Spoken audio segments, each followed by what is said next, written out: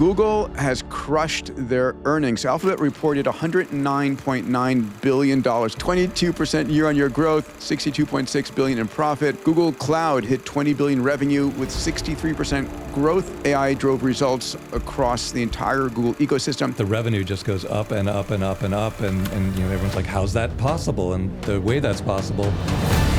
The White House is considering a process of vetting all the models before they're released. The capabilities of the AI are going to grow exponentially. It continues to grow exponentially. They're incredibly valuable to the military. So the government ultimately has to preview these things, right? It has to, but it can't gatekeep.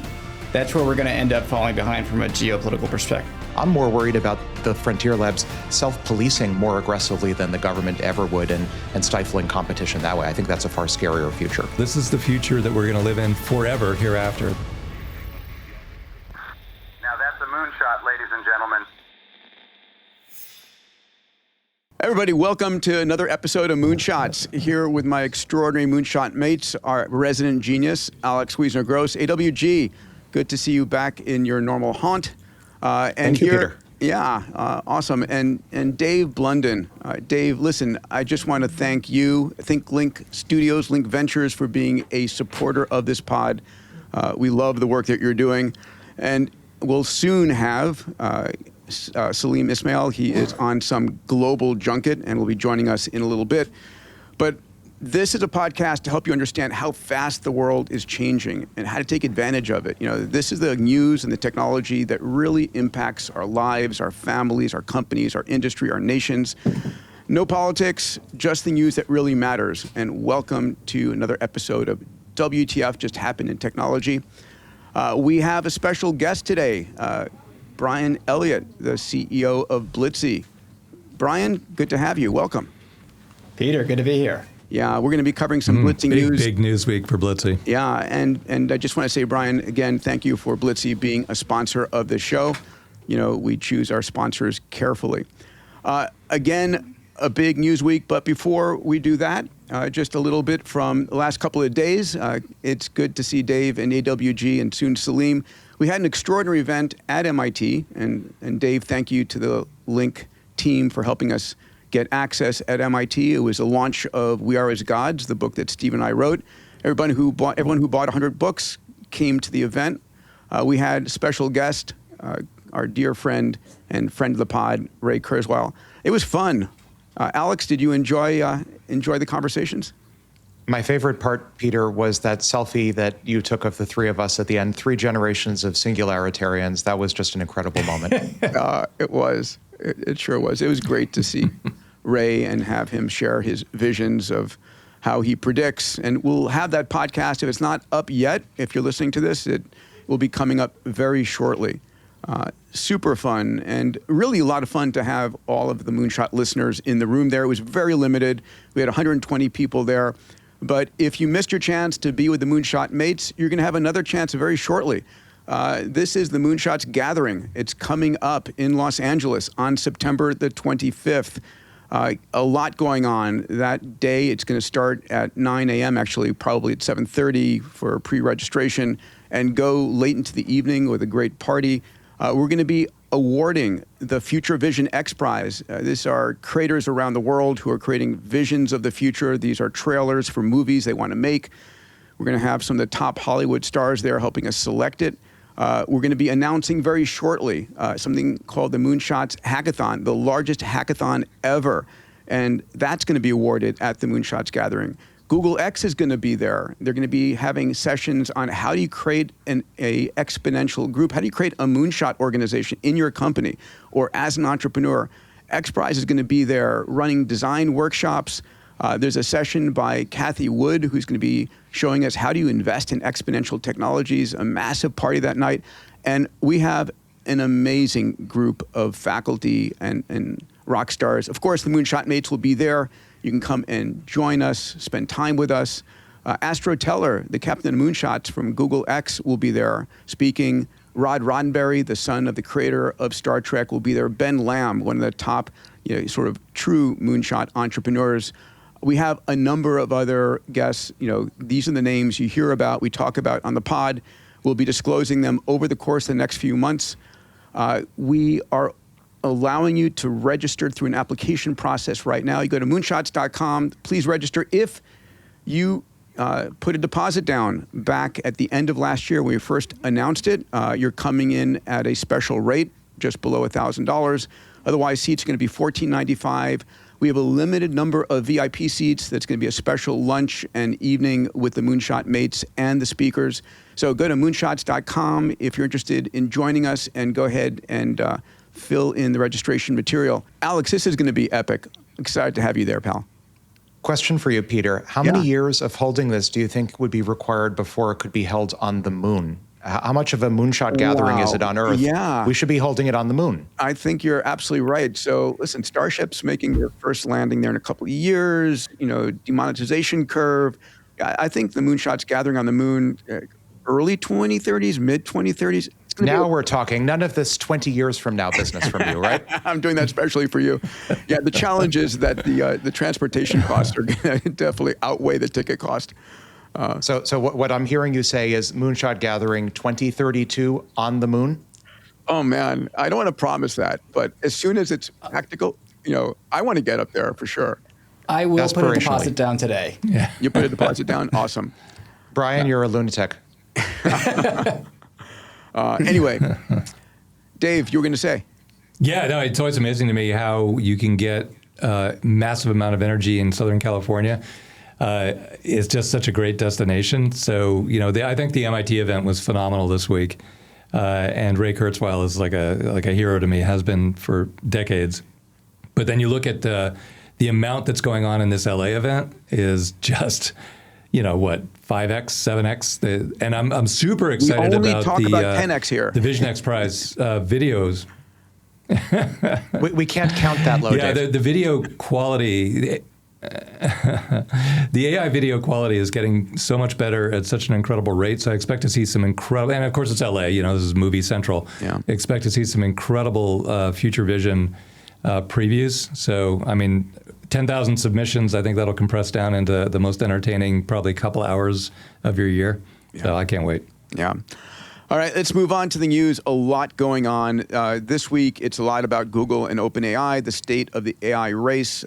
Let's jump in. So the White House is considering a process of vetting all the models before they're released. So the Trump administration has really flipped the position. They were all open, so AI companies go as fast as you can, no restrictions, and all of a sudden there's a proposed executive order that says, no, we're going to create a working group with tech leaders and government officials that's going to preview these before they're released.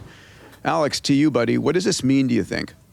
My sense is everything changed with Mythos. And I have to add the caveat, it appears based on a number of public cybersecurity benchmarks that GPT 5.5, which unlike Claude Mythos is actually generally available, is stronger at these cybersecurity benchmarks. But I think looking back from near future history, so looking back historically, I think we'll view the Mythos moment, if you will, as a sea change when the civilian sector, the frontier AI labs, suddenly had capabilities that leapfrogged government capabilities, where specifically Mythos was suddenly able to, and as Peter, as you and I talk about in Solve Everything, where entire disciplines get solved at once, with the Mythos moment, cybersecurity and in particular vulnerability discovery getting effectively solved, for some definition of solved, by AI for the first time, in the private sector, leapfrogging what possibly the NSA or other government agencies had internally. This was a moment when the government, even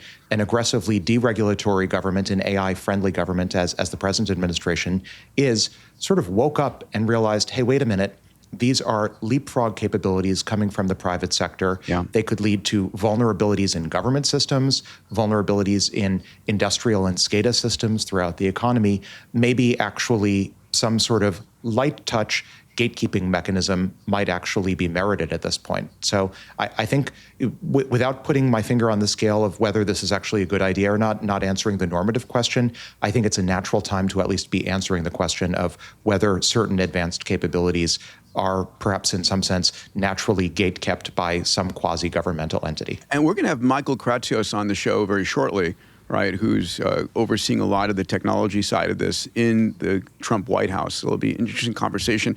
Another thing, just to mention, Alex, we'll have your view on this.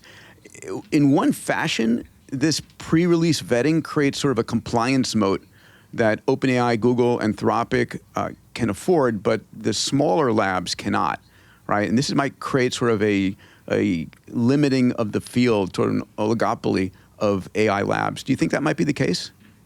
There was always a bit of a moat there, even before any new executive orders. I'm thinking in particular of export controls that do regulate the ability for open source or closed source capabilities to be shared with the public.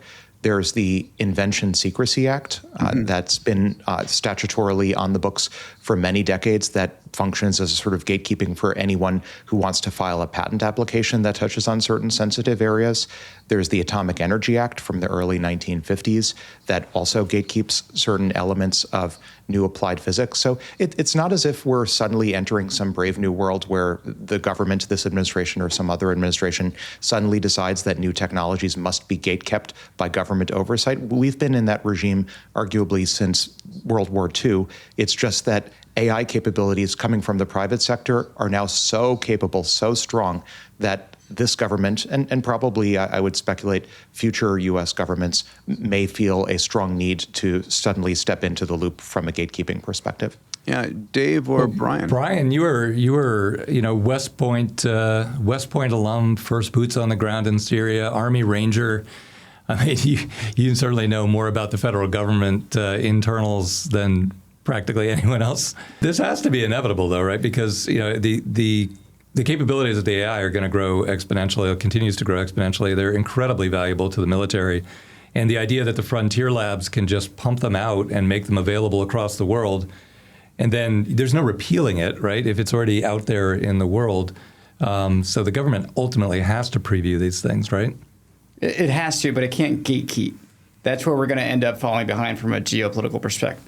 And this is not a political podcast, so I'll pause on that. But it is a challenge if there's veto rights versus partnership and understanding. Yeah, do you think there's veto rights would be one thing? Is there like a 3-month lag embargo type thing that might be coming? Or open source is 3 months behind right now, so you're basically creating parity between the closed source and open source. I mean, if you do this. What's going to happen? We've already talked about Mythos this. is the first model I know of that's actually been held up. You know? So I think it's more to do with compute, though. GPT-2 and GPT-3, the memory dulls, but those models were also held up purportedly for safety reasons. And now by Dario. By Dario when he was at OpenAI. I think there's a long history of a little bit of, call it moral panic over new AI capabilities. Moral panic to some extent as radical new capabilities like vulnerability discovery suddenly come online. It's probably natural on the one hand, and the question, I think a question one could ask is, would you rather the moral panic be held by the frontier labs doing the gatekeeping, or would you rather that it be held by a democratically elected government? Someone somewhere is inevitably going to have this moral panic anytime new capabilities Alex, come online. We've already said that the labs are going to hold back on their cutting edge capability because they're going to use it internally. And in some ways, that will benefit them if the government is saying, wow, that's way too powerful for you to release. And they'll release derivative products based on it, discoveries in physics, whatever the case might be. Don't you think? Yes. Yeah, I think if anything, if you're asking now for my normative position on this, I'm more worried not that the government is going to too aggressively gatekeep the models. I'm worried that the frontier labs themselves will so aggressively self-censor for a variety of reasons, whether it's the new models are too compute intensive or they want to leverage the models just for their own commercial benefit and not share them. I'm more worried about the frontier labs self-policing more aggressively than the government ever would and stifling competition that way. I think that's a far scarier future. Hey everybody, you may not know this, but I've got an incredible research team. And every week, myself and my research team study the meta trends that are impacting the world. Topics like computation, sensors, networks, AI, robotics, 3D printing, synthetic biology. And these meta trend reports I put out once a week enable you to see the future 10 years ahead of anybody else. If you'd like to get access to the Meta Trends newsletter every week, go to diamandis.com/metatrends. That's diamandis.com/metatrends. Keeping on this theme of the government, Here we go. The Pentagon has signed agreements with 7 AI companies, including Google, SpaceXAI, OpenAI, Amazon, Microsoft, for military applications. And what's interesting about this article is that Google's agreement provides that they can provide AI to the Pentagon for any lawful government purpose. And this prompted a protest by 600 Google employees. And if you all remember, I remember this in 2018, when Google had a walkout of 20,000 employees, not 600 employees, but 20,000 employees. It was called the Project Maven walkout, when Google disclosed they were using their capabilities, their early AI and their models and their search capabilities for government applications. Thoughts on this one, gentlemen? I would just say, not only did those, and this has been publicly reported, those Google employees protest, they unionized, which is something we've never seen before. We've never seen in a frontier space like this, AI, just like the juxtaposition of 19th century union style organization on the one hand with 21st century, this was the British DeepMind employees who were unionizing to protest Google entering into this agreement with the Pentagon. We've never seen this bizarre juxtaposition like this before. I think it's probably not a great look for Google that they have employees unionizing outside the continental U.S., outside the U.S. overall, to protest, working for arguably patriotic purposes with the U.S. military. Not a good look at all. On the other hand, I would say the 7 companies, I think reflection is somewhere in there as well. This at least underlines the upside in my mind, which is there's at least enough competition in the frontier model space that the Department of War has enough other counterparties to go to if it's unwilling or unable to work with Anthropic. At least there will be other models available on the CIPRNet and JWIX. I can't wait for the agents to unionize and well, it's easy to forget too that it's easy to forget that Google, we think of it as a U.S. foundation lab, but the DeepMind unit is in London. Yeah. And Demis Hassabis is in London. And Demis desperately wanted to spin that business unit out. This is all coming out in the new book, The Infinity Machine. It's a great history of how this all evolved. But DeepMind would have spun out and become essentially like Anthropic. And then Google promoted it and then backed off and changed their mind and kept it internal. And so that unit is culturally kind of separate from Google anyway, but it's not a U.S. entity. It's part of a U.S. company, so it's clearly signing this agreement with the Pentagon. But yeah, there must be some serious internal friction there. All right, look who's entered the room. The Emperor of Exponential Organization, Salim. Good to have you join. Where are you today? I'm in Toronto, and I came into the country and they said, "Do you realize your passport has run out of pages?" And because I travel so much, so I had to go to the renewal office. So I was standing in line for the last half an hour getting that done. So that's now under process. It's ironic as hell. When are we going to have digital passports without having this whole process of physical stamps? I mean, it really is. Where's your passport abundance mindset, Salim? There was a guy who was behind the ticket counter. He was like stapling things together. And I'm like, whoa, how retro. Oh my God! So Salim, any comments on the Pentagon signing with 7 other frontier labs here? Well, I can understand the employee backlash because AI is not just a tool now; it's like becoming a decision layer. So there you can understand why, but navigating this is going to be crazy. So let's see what happens. Yeah, it is going to be crazy. All right, let's continue on the Google stories here. So Google has crushed their earnings. Alphabet reported $109.9 billion. I would be happy with just the $0.9 billion in revenue. 22% year-on-year growth, $62.6 billion in profit. Google Cloud hit $20 billion revenue with 63% growth, outpacing both AWS and Azure. AI drove results across the entire Google ecosystem. Interestingly enough, Google now has 750 million monthly active users. Dave, let's go to you for this. What are your thoughts? Yeah, well, it's interesting that YouTube acquisition is greatest acquisition of all time, although the rival would be Instagram by Facebook, which is now the majority of its market cap, or maybe Google's acquisition of DeepMind, which is now driving DeepMind for sure. growth. But I remember I met Chad Hurley, who had sold YouTube for $1.65 billion. And interestingly enough, I don't know if people know this story, but YouTube, actually Google already had Google Video. But YouTube was scaling faster because it had no lawyers and had no restrictions on what you could post. And they were scaling so rapidly that Google had no choice but to buy them. Yeah, well, the story within the story here, too, is that Google's search volume flattened in about 2017. It's been flat ever since. Yet the revenue just goes up and up and up and up. And everyone's like, how's that possible? And the way that's possible is ad targeting. And the driver of ad targeting is what? It's AI. And so Google had a really kind of an easy road to where they are now, in the sense that every time they worked on AI, it instantly turned into revenue and profit. Very, very different from Tesla or from OpenAI. So they really had the perfect storm of opportunity, and they took advantage of it. To their credit, they took advantage of it, and not everybody does that. But here they are, on the cusp of being the most valuable company in the world again. Yeah, we're going to see that in just a minute. Alex? I want to note that Google Cloud had a rather difficult childbirth. Think back a few years to, there was a point at which reportedly the co-founders of Google had passed a mandate for Thomas Kurian. Either Google Cloud had to become number 1 or number 2 public cloud, or it would simply be removed. It would be excised from Alphabet. And that was, I think, a dangerous time, and there were a variety of documents and internal memos regarding the future of GCP getting leaked at the time. And I think Google/Alphabet, to their credit, did sort of stood out, took a stand against those who would rather Google have not stayed in the public cloud race. They carved out Google Cloud as its own line item in quarterly reports just in time for the AI tailwind. And now, thanks to the AI tailwind and exposing both TPUs to their own customers and now TPUs and TPU compute capacity to other frontier labs, also a very good move, arguably.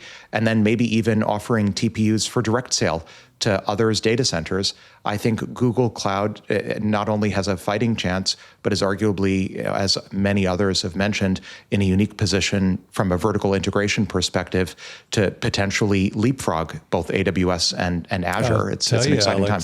Also, not many people know this, but EverQuote, where I'm the chairman, Google came to us and said, if you use Google Cloud, we'll give you ad credits on Google Search. And the CEO, Seth Birnbaum, at the time said, what an incredible deal. But then they know once you're on Google Cloud, it's not trivial to move off. So they had that other, I guess, any entrepreneur, any Brian, Elliott, great entrepreneur will tell you there's a lot of luck in the process. But Google, recognizing when you have those lucky moments, Google capitalized on each of those strokes of luck. Alex, something you just said was really dramatically. What was that? Yeah, GCP as a product has matured dramatically. Yeah. Like 2018 GCP to 2026 is unrecognizable. Yeah. Kind of a late start and pushing it really hard, and they've done a great job. They've always done a great job of attracting talent too. Until recently, now everybody wants to be part of Blitzy, but recognizing great talent. The taxi cabs in San Francisco used to have on the top of them these ads that were difficult math problems. And it would say, if you want to work at Google, solve this problem. Love that. Isn't that crazy? Just so creative in their recruiting. It's like Palmer Luckey's, employee ads that say, you don't want to work here, right? It's like negative incentives. Interesting, Alex, you said something I think is really important. Unless Google can be number 1 or number 2 in a category, they drop it. I don't know if you remember Circles, right? When they were going after social. Of course, who could forget? Yeah, I forgot. And a lot of people forgot. I didn't actually. Google actually bought my company at the time, and that was the contact management part of Circles and all that stuff.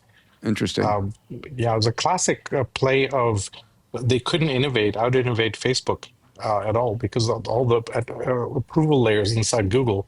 Facebook was just running circles around everybody at the time.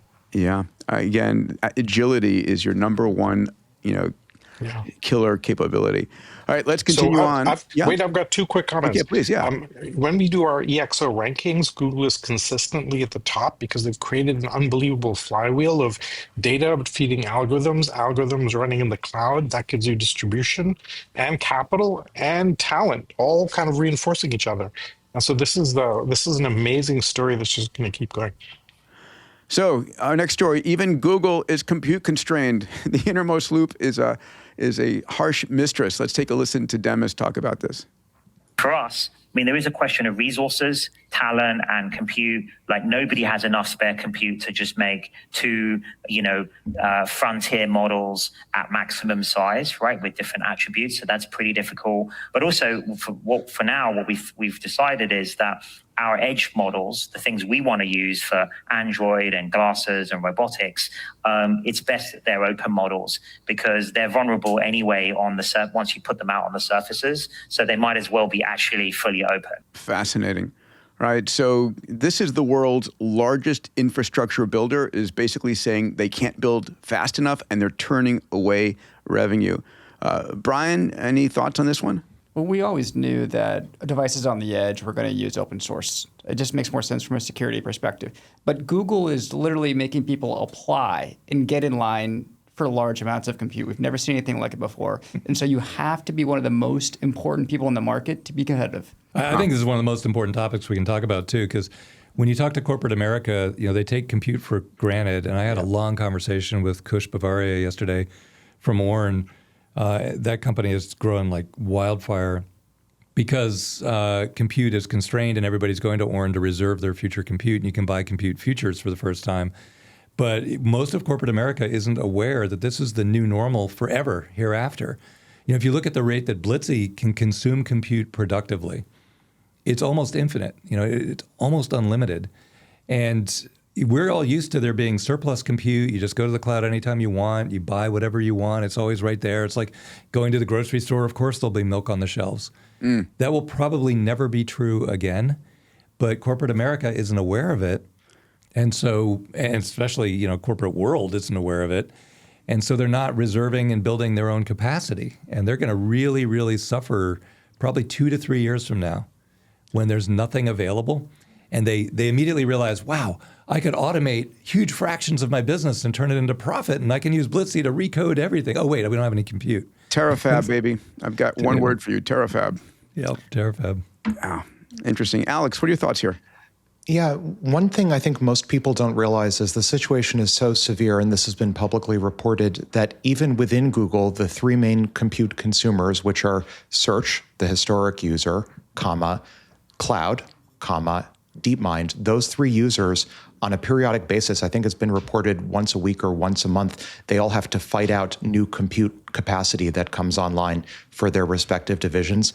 I do think this is a preview of the future where what gets prized ultimately, as we spoke about in a previous pod, what gets prized is per token economic productivity. The highest, most revenue generating or most profit generating tokens will ultimately receive the most compute. And we're seeing this now, not just at the inter-frontier lab level. We've spoken in the past about how Anthropic's strategy seems squarely aimed at maximizing dollar value per token.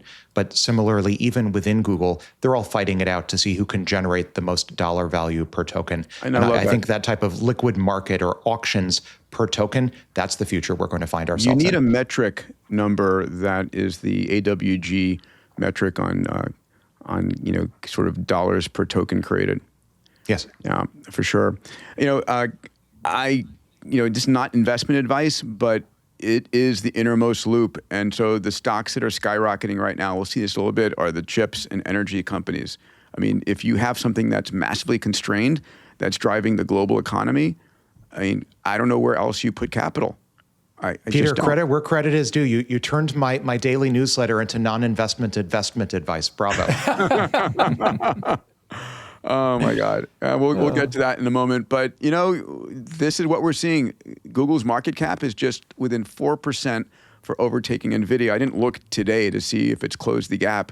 It's still pretty close. I checked. Honestly, what we're basically seeing is AI is now driving the value not anything else. They've successfully done the crossover. That is it's no longer search. It's now AI delivery is driving their valuation. Dave, any thoughts here? Yeah, I think, in my entire life, if you bought a box of chips, you would really regret it a year later. And this is the first year of my life where if you bought a box of random RAM a year ago, you would be way up today. But I honestly, I'm calling the ball. This is the future that we're going to live in forever hereafter. This is not, a temporary shortage. Even if Terafab comes online on time, which it won't, right? There's no chance of it coming on time online. Even if it did, though, we would use up all that compute instantaneously. The AI is the first thing we've ever had in human history that has an infinite appetite to create. And every new GPU is another disease cured. It's another, person fed in Somalia. Like, it's just pure value every time you create one of these off the line. And that's why you see the other stock, Intel. We've been talking about that on the pod for a year. And what was it, like $19 a share when we start saying, look, Intel's fabs are going to be critical to the future. Yeah. Everybody, AMD's up, Micron is up, SanDisk is up. We'll see that in a couple of minutes. Salim, any parting thoughts on this one? Two. One is that I think Dave makes a really great point that the demand is going to be near infinite. And we've never seen this before in any technology. Javon's paradox goes completely insane in this model. But the big provocative question is, does the future belong to chip monopolies or does it belong to intelligence utilities? Like, which way will it go? So I'm curious what people think about that. What's that, Alex? Or neither. Or neither. I mean, the verticalized stack, 3. right? This is where XAI, SpaceX AI with launch is now being part of the innermost loop for getting up orbital data centers. It's crazy. I mean, guys, everybody listening, I hope you hear this because it's going to determine our economic futures, and it's not slowing down. How high could it go? Guess what? Higher. It's called the Singularity for a reason. All right. It goes in a single direction, up. Yeah. There are asymptotes involved. All right. I want to turn the story to a few OpenAI stories. So OpenAI drifts from Microsoft, moves towards Amazon. So here's the story. OpenAI has ended Microsoft's Azure-only exclusivity and is now run on AWS, Google Cloud, and Oracle. Just as a reminder, we talked about this last couple of pods that OpenAI signed a $100 billion AWS deal over 8 years, making Amazon its major partner.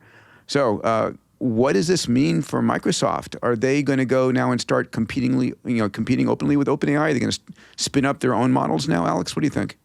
Remember when Satya made that now infamous comment about how Microsoft was good for their $80 billion? In sort of backhanded reference to not being good for supplying all of the voracious appetite for compute that OpenAI had basically demanded under their prior engagement with Microsoft. I think we're seeing the fallout of that. I think we're seeing OpenAI and Anthropic having voracious compute appetites, and Microsoft, at least a former iteration of Microsoft, call it all of a year ago, thinking that they're being very fiscally responsible by limiting their data center build-out and everything that goes with it, including mega tranches of corporate debt/credit on the data center credit markets, but thinking that they're being responsible.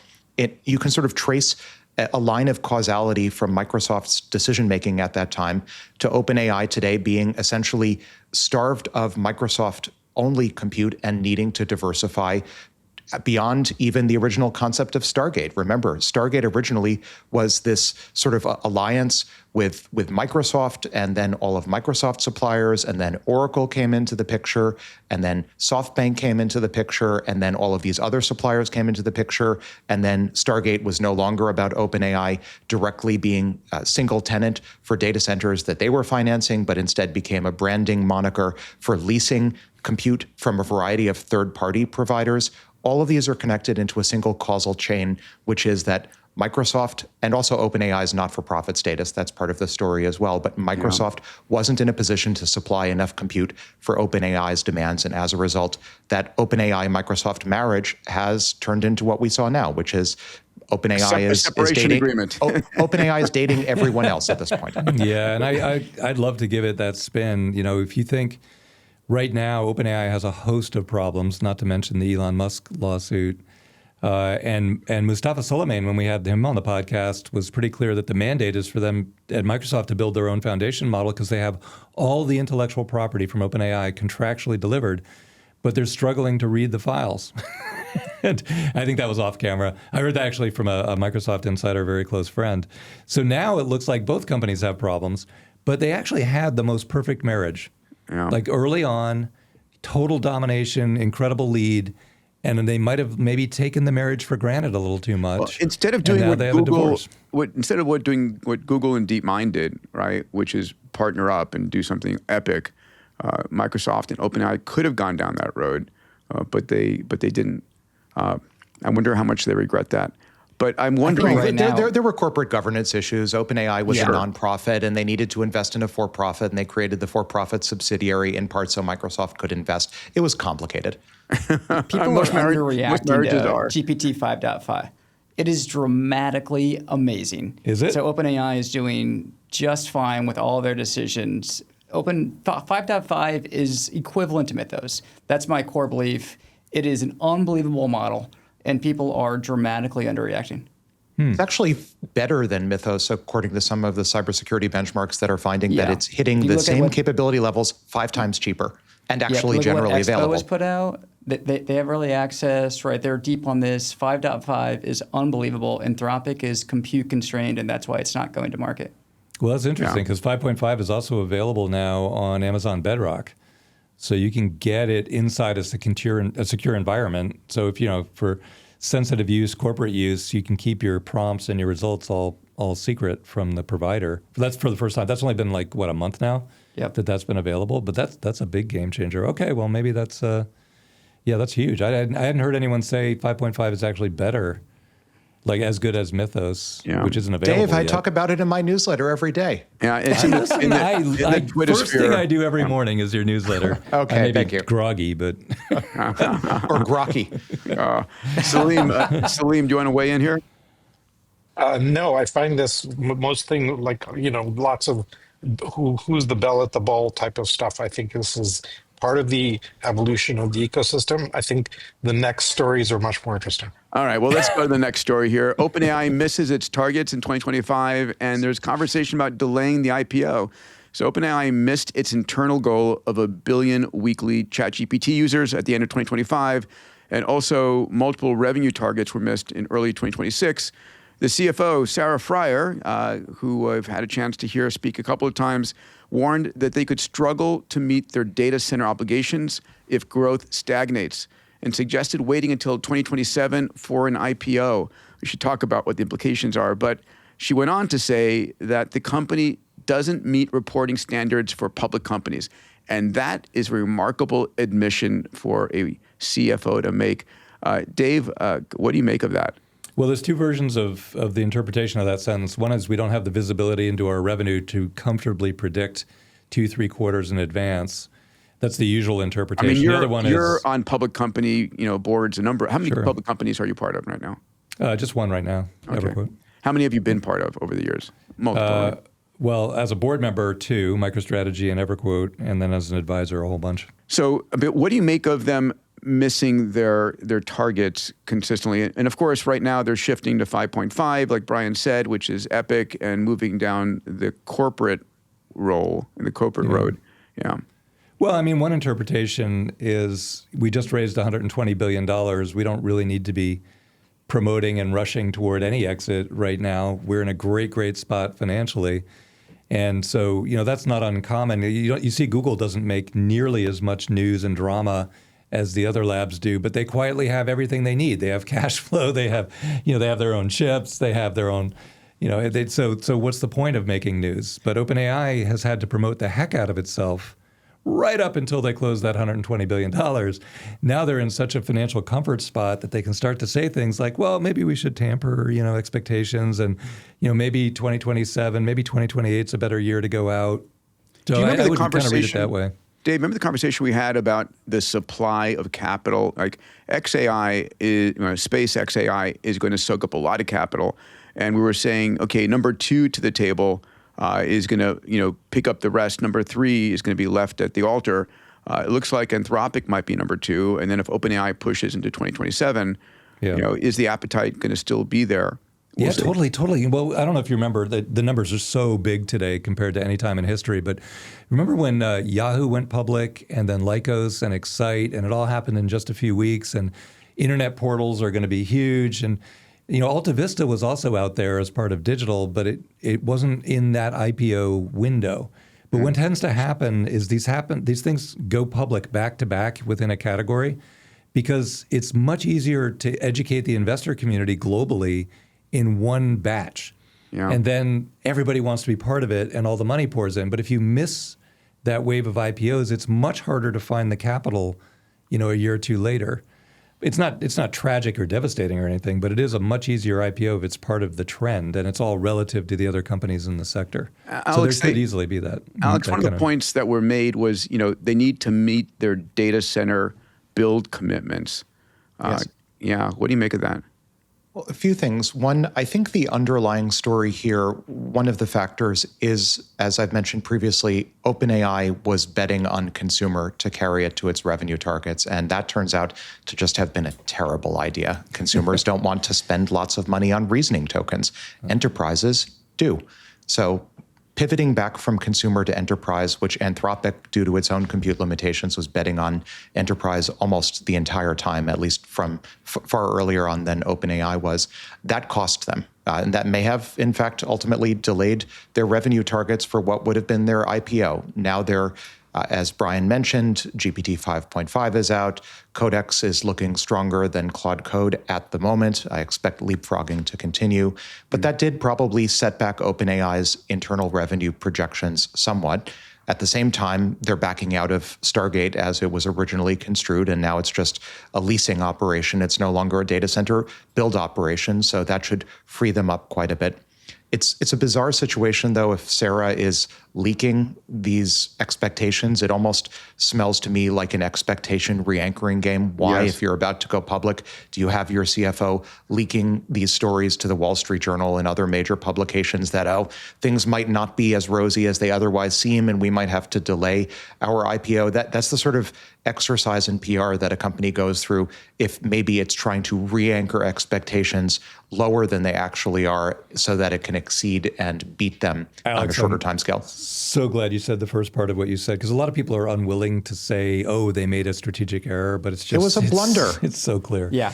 Yeah, and also there's a really— Sorrowgate was a blunder. But there's a really, really important follow-on to that, too, because remember at the time that everybody thought, okay, consumers are going to eat every token, they also predicted that Google search would get obliterated from the planet. Yeah. And then all that ad revenue would go away. So all the stocks that are tied to Google ad revenue are down 70, 80, 90% now.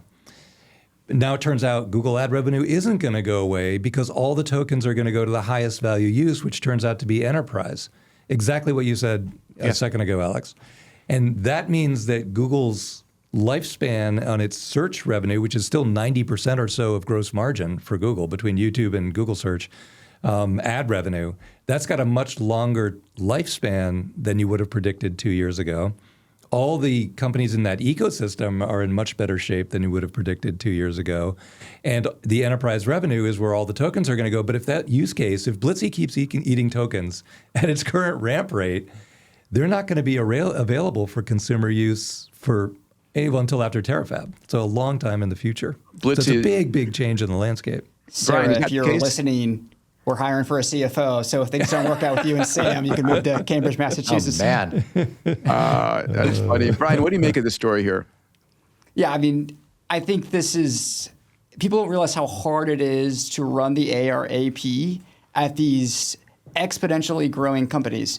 We have billing challenges with every single model provider, including Google, which is the most buttoned up organization of all time from this, right? So this is a fundamentally hard problem, and it is hard to predict 2 to 3 quarters out what's going to happen in something that is an N of 1 moment in technology. So Sarah's probably right.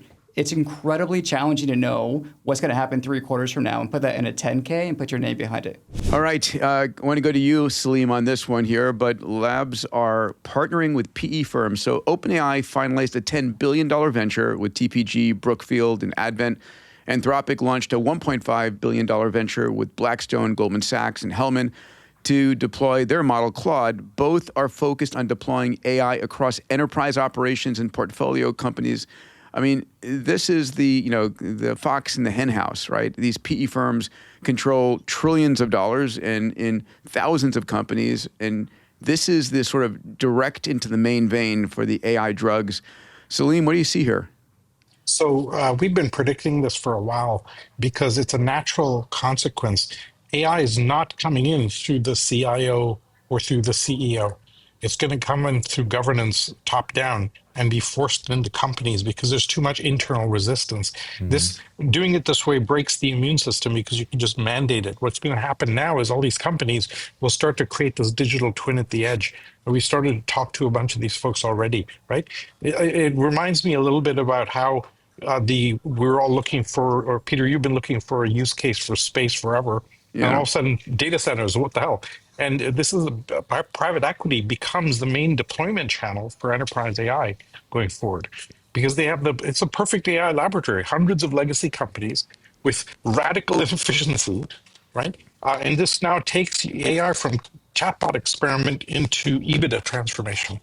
And so this is what we call the organizational singularity. It's going to come into the enterprise, not through HR, not through IT, but through private equity, top down, or the operating partner. So I expect to see a lot more of this. Yeah, I expect to see a lot more of this because people are going to go, it's just not working to do it the old way. So we have to do it aggressively, brute force it top down. So Salim, if you're a small or medium-sized company CEO, right, like many who are listening to this pod right now, and you're not a billion-dollar PE-owned company, what do you take away from this?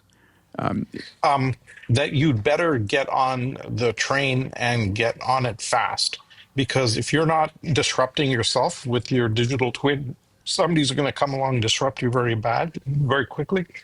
And these guys are going to start eating markets very quickly. Now, the one caveat is this is going to take a lot longer. It's going to be a lot harder than people think. Because you go into a legacy company, you don't have the skill set or the capability to wipe out the legacy and redo things. But you've got to force a cultural change, and that's non-trivial in many of these companies. I bet. Dave, thoughts here? Yeah, well, private equity, it's funny, it just keeps business schools alive decade after decade. There's always something. But it's been the best performing asset class of any asset class for, 30 years now. Even better than venture. Only seed stage venture outperforms private equity. And you're like, well, why is that? Well, there's always something. Computerization was a huge tailwind for PE. Because all these legacy companies working with pens and pencils and paper were never going to move to a computerized environment. Okay, well, let's just acquire it, retool it, make it much more efficient, and then take it public again. And so now AI is that times, 1,000. Yeah, the arbitrage is going to be amazing. And also the other thing is, if you buy a company that's very complicated, like a legacy manufacturer or white collar operation, getting to know what they do, you bring in a brilliant management team and they come in, but understanding a legacy business is so hard. Oh, wait, AI is the perfect power tool for scouring every document, interviewing every employee, gathering all of that information, looking at all the legacy systems. And so, I think the war chest of tools with AI that PE now has is like nothing they've ever experienced before. I expect PE returns will go through another one of these cycles, like when computerization was a wave, where the PE returns are just staggeringly high. And it's all because of AI automation. Can I make a hot take here? Mm-hmm. Okay, Alex, and then we'll go back to you, Salim. Go ahead, Alex. So a hot take, the elephant in the room. How is this money going to be spent? $10 billion OpenAI, $1.5 billion Anthropic. A skeptic, which I'm not, but a skeptic yes, might argue, in this instance I'm not, but a skeptic might argue that there's a very real risk that these monies are going to be used to basically pay the respective frontier labs for their own sales. that it's sort of OpenAI spending $10 billion, or I guess they've contributed part of the $10 billion, but that's ultimately a bit circular. So the same folks who were arguing that all of these deals in the past year or so that NVIDIA was striking with other folks in their supply chain were just constituted NVIDIA doing circular sales. Yes. That OpenAI and Anthropic are basically launching these ventures or co-branded ventures as a way to drive their own sales through circular sales mechanisms and wash sales. That's what a skeptic would say. Another take would be that PE firms, I guess there's a second elephant in this particular room, which is that the PE firms have got to be staring down future discounted cash flows and being quite scared by it. If AI is just eating away all of these otherwise relatively predictable future cash flows of all of their operating portfolio companies, and AI marches into the room and suddenly they only have, as we've talked about on the pod in the past, about maybe they only have 2 to 3 years of runway left in these cash flows before AI just obsoletes the cash flows, and you're a PE company and OpenAI or Anthropic come into your office and say, we'd like to set up a JV with you, billions of dollars, and you can spend the billions of dollars on your portcos. That plugs a hole in their discounted cash flows. Brilliant that could insight, be Alex. quite attractive, but also seductive for them, in which case the frontier labs maybe get something that approximates a wash sale, and the PE labs get to plug a hole in their discounted future cash flows for the moment that make them look good to their LPs. Amazing. Salim, you agree? Yes, but I think to just take the whole other side of this, I think they're going to find it brutally harder than they think to make this all work. Okay, so for example, you can try and go into a company and scan all the documents, etc. But there's a statistic that's pretty surreal, which is 44% of Gen Z workers today are deliberately corrupting the AI that they've been asked to help automate because it sort of won't take their jobs. It's like literally criminal malpractice to what they're doing, just so defense. So you can get all sorts of messiness and chaos as they go through this transition. And I think this is going to be much harder. There's a methodology being developed here that nobody's ever had to do before. This is a completely new territory. So this, and we'll talk more about that on another episode. But this is on the next episode, Salim, or the one after that, depending on when we have Michael Kratsios, we should dissect the organizational singularity paper that you're about to publish. We will do that. I'm ready to talk about it. So the next slot really important. We'll go into it in detail. And we've got. It's one thing to have a PE firm, pressure you as a large company to utilize AI to the fullest, which they will. But again, if you're a solopreneur, if you're a business owner, small, medium-sized business, either you as the CEO need to take that role of the PE firm here and just demand it of your team. Or if you're a board member listening of a company, you need to unify the board and demand that of your CEO. There's zero excuses. Agreed. If you don't. Brian, this I'll must do a be, sneak cheat. This must be a big topic among the HBS, Harvard Business School alum crowd, right? A lot of your classmates must be in private equity. Yeah, well, I can nest it in the reality. We work across almost every single private equity portfolio, and it's not as if they're resistant to change. They're just fatigued by the tools sent by the board every single week of a new thing to try. Yeah. And so what I would encourage folks to think about is not just the cost reduction mechanisms, but actually the revenue acceleration that you can bring inside of these AI tools. The managers are so fatigued of cost cut out with AI, versus what is possible now that wasn't possible a year ago. Oh, interesting. All right, I'm going to move us on to a fun topic. This is the march towards AGI, whatever the heck that means, and consciousness. Let's listen to this first video here. One thing I have learned is that everyone has their own intuitions about what AGI is, and maybe you can view it as, like, according to my view of where we are, I think we're about 80% of the way there.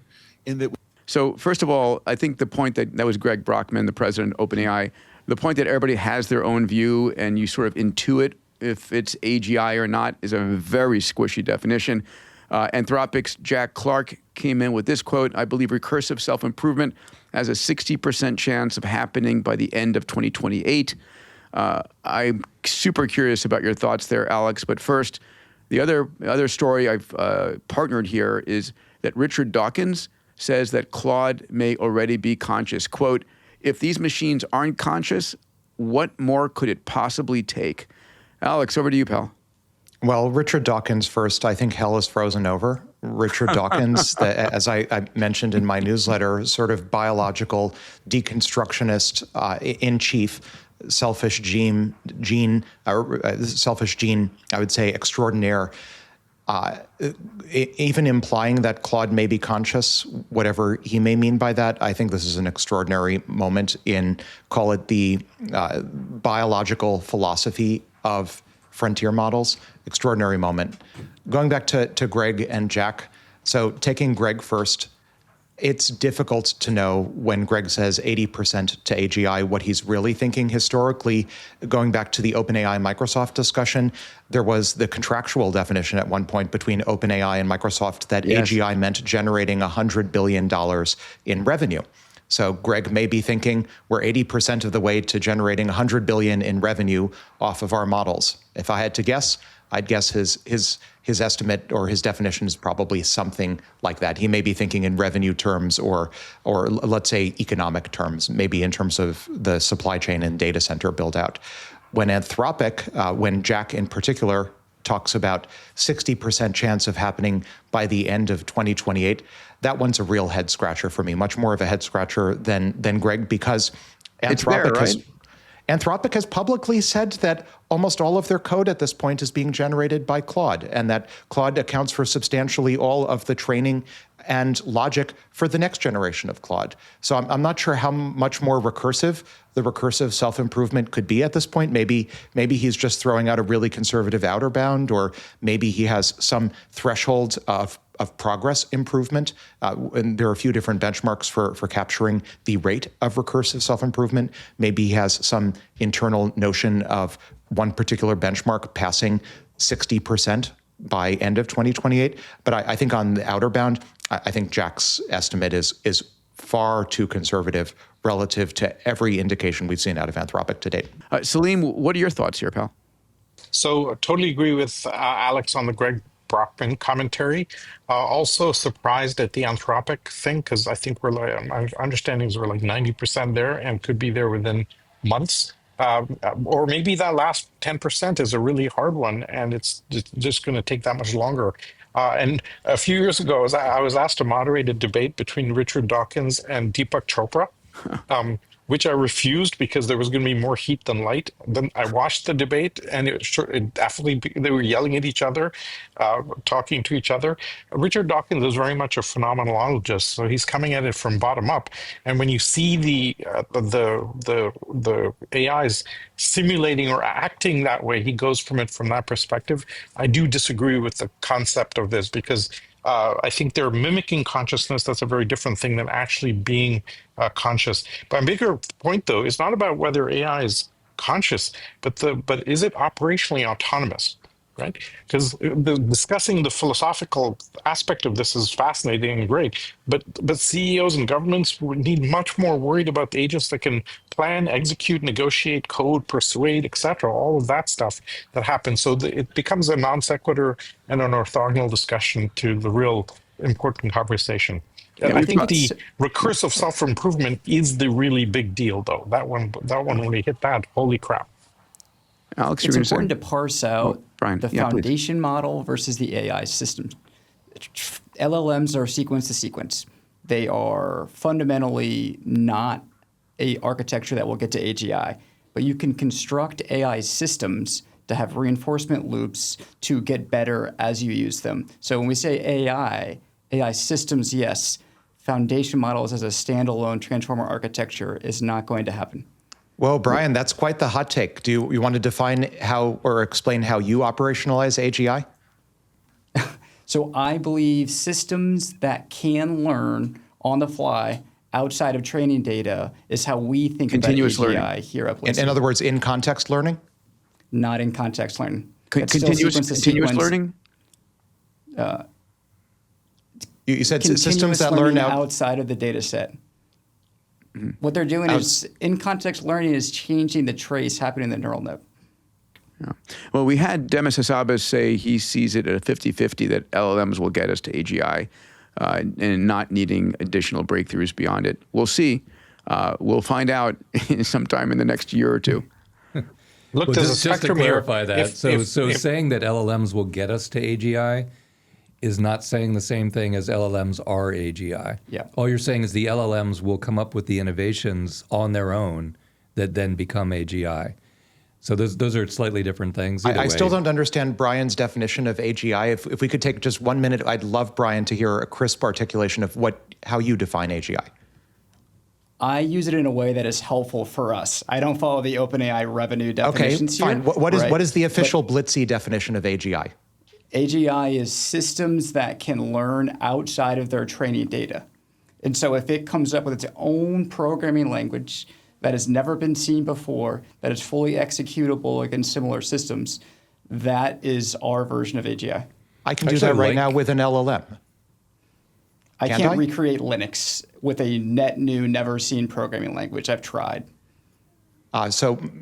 Recent models have arguably, we've talked about this on the past in the pod, built entire compiler chains, for example, which are arguably the compiler chain is comparable to, if not harder than, say, a Linux kernel from scratch using, totally new compiler chain is able to compile the Linux kernel from scratch. Anthropic's C compiler does not compile Hello World. And there's plenty of training data about how to do this. So we completed the same exercise with Blitzy using all the models. It was able to compile all of that, right? And so our version was particularly more robust than just the Anthropic version. And I don't think that instantiates AGI. All right, I'm going to move. I need to say something Salim, real quick. Last comment. I think the AGI consciousness discussion is the wrong question. It's really a question about agency. Okay. That's the threshold that we should be looking at. And if you can get to agency, then we have to deal with the whole thing. The problem is if AI becomes conscious, you have a moral rights problem. If it becomes agentic, you have a governance problem. The governance problem comes first. Yeah. Either way, it's very valuable. I'm going to move us on. China blocks Meta's Manus AI acquisition. So Meta acquired for $2.5 billion, or at least they thought they did, Manus back in December 2025. And China is driving it to be unwound and blocking the deal. China barred the founders from leaving the country, even though employees, technology, and investors' payouts had already been completed. I had lunch when I was in Singapore. I had lunch with the Meta lead that basically manifested this. And he was in charge of flying out the Manus team out of mainland China to Singapore on a secret flight the night before. And this is high drama. And just fascinated that it's being, that they're actually enabling the unwinding of this deal. Dave or Alex? Wait. Peter, don't leave us hanging there. So wait, the Manus people who had already been paid out took the money and fled the country? They fled literally on a private jet in the middle of the night from China to Singapore to do this deal because they knew if they stayed inside China, they would not be able to drive the acquisition. So where are they now? Well, the last I knew, they were still in Singapore, along with all the code and everything required to make the sale. Now, how this is being unwound, I don't know if this is political intrigue.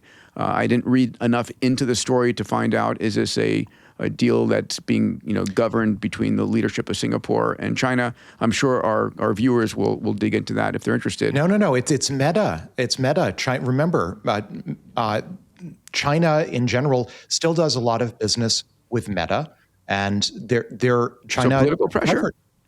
I would, just based on public reporting, I would infer that it's political pressure that China leverage that China has over Meta to compel them to unwind it at the risk of potentially losing business on China or China adjacent areas. Wow, this is turning into a true Cold War. That's very serious.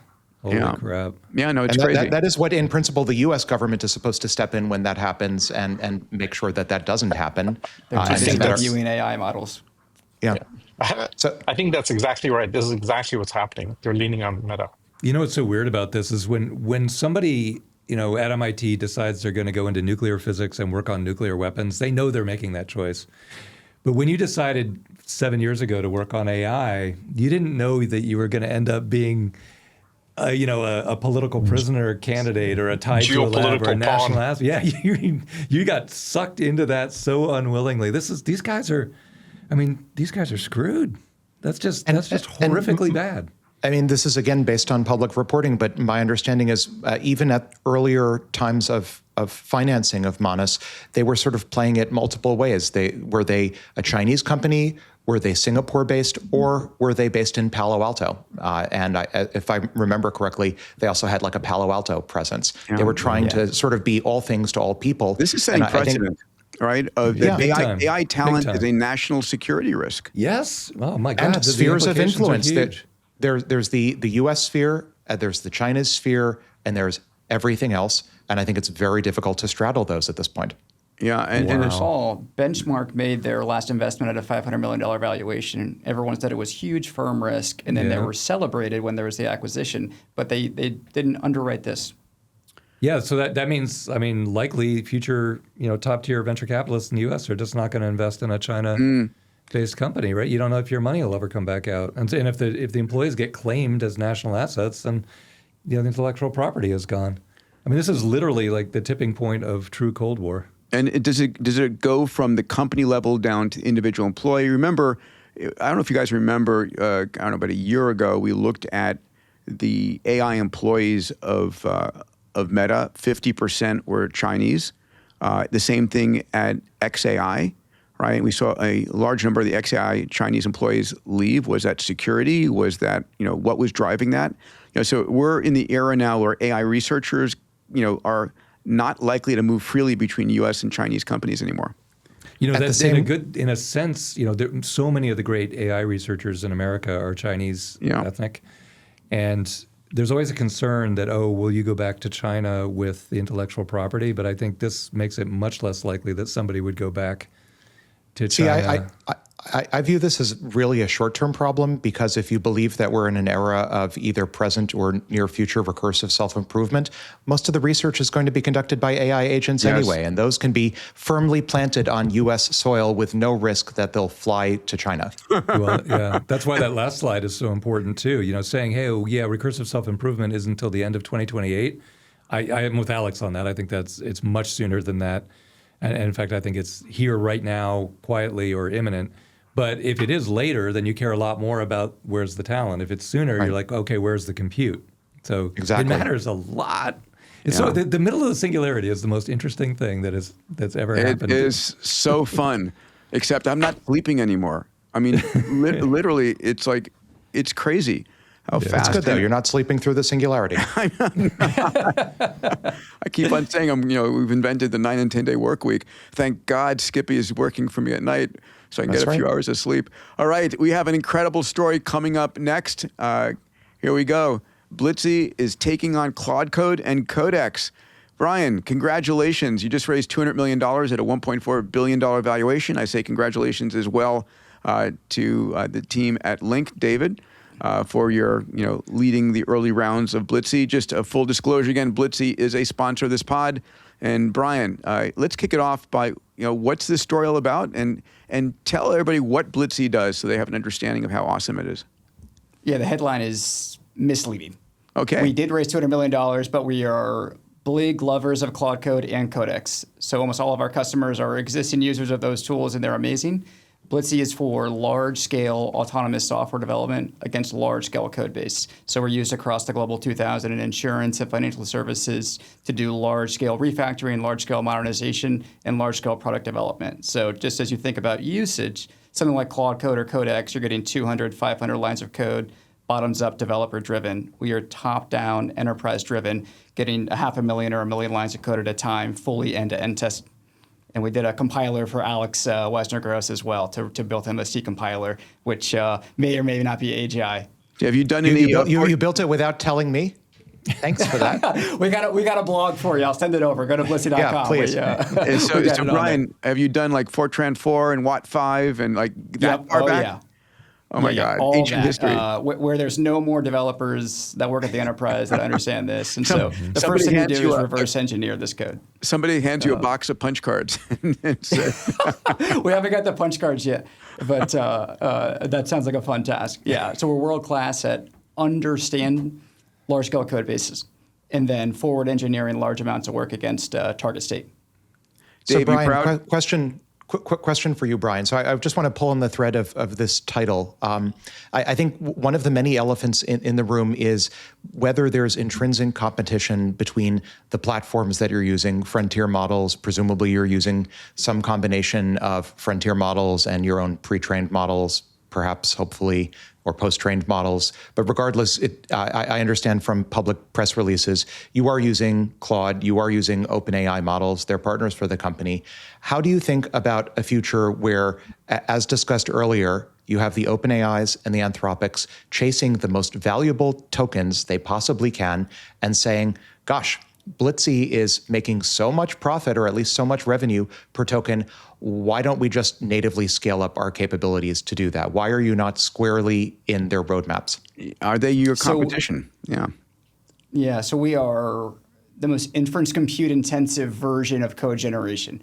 So we're good today for Anthropic, good today for OpenAI, good today for Gemini. But what's unclear to the outside is you get remarkable benefits beyond the state of the art when you use these models against one another. They are different flavors of intelligence. They are different and good at different things. And so when Anthropic is checking OpenAI, is checking Gemini, and we're doing this hundreds of thousands of times at runtime, all driven algorithmically, you can drive up quality dramatically. And why isn't Blitzy... You can always use all open source models if you need to, Alex, which you can deploy for the government. So Cursor famously also in a similar position where for a while there they were sort of being accused of being a Claude wrapper. And then they announced their own model, which may or may not, again, I don't know, may or may not have been at least fine-tuned off of traces, reasoning traces off of customers. Is Blitzy going to launch its own model? We are not. So we can Why use not? open source models, right? We can fine-tune open source, but we're not launching models out into the world for others to use. We are focused on creating the highest quality code for our end customers. Why aren't you launching your own model? That's the wrong game to be in. All we care about is driving engineering velocity into the enterprise. So we are an orchestration layer focused on driving end-to-end tested code for our customers' use cases. We are not focused on feeding models out into the world. It just doesn't solve our customers' problems the same way as the mission of the company. Brian, what's your advice for listeners who are building on top of these models and are worried about being disrupted by them? Algorithms are the last piece of IP to go. So if you can develop really novel, really unique algorithms and really novel, really unique database structures, there is IP in that in the long run. Alex doesn't think so, but I don't think so. I'm not even sure if you think so, Brian. I just want to pull on that narrow point. Are you hiring more AI researchers under the premise that AI algorithms are the last to go, or are you hiring more sales folks or forward deployed engineers on the premise that high touch human interaction is the last thing to go? We are hiring on all fronts, Alex. And if people want a job, that's a dodge of the question. If ever it's not a dodge. It's not a dodge. All right, so I don't Brian, think we've ever raised $200 million, but you have to really grow everything in parallel. Congratulations, Brian, on that. I'm going to move us along. Dave, final word here. Proud of Blitzy? Proud of Brian? Are you kidding? It's just incredible for the office culture. But I'll tell you one thing about Brian.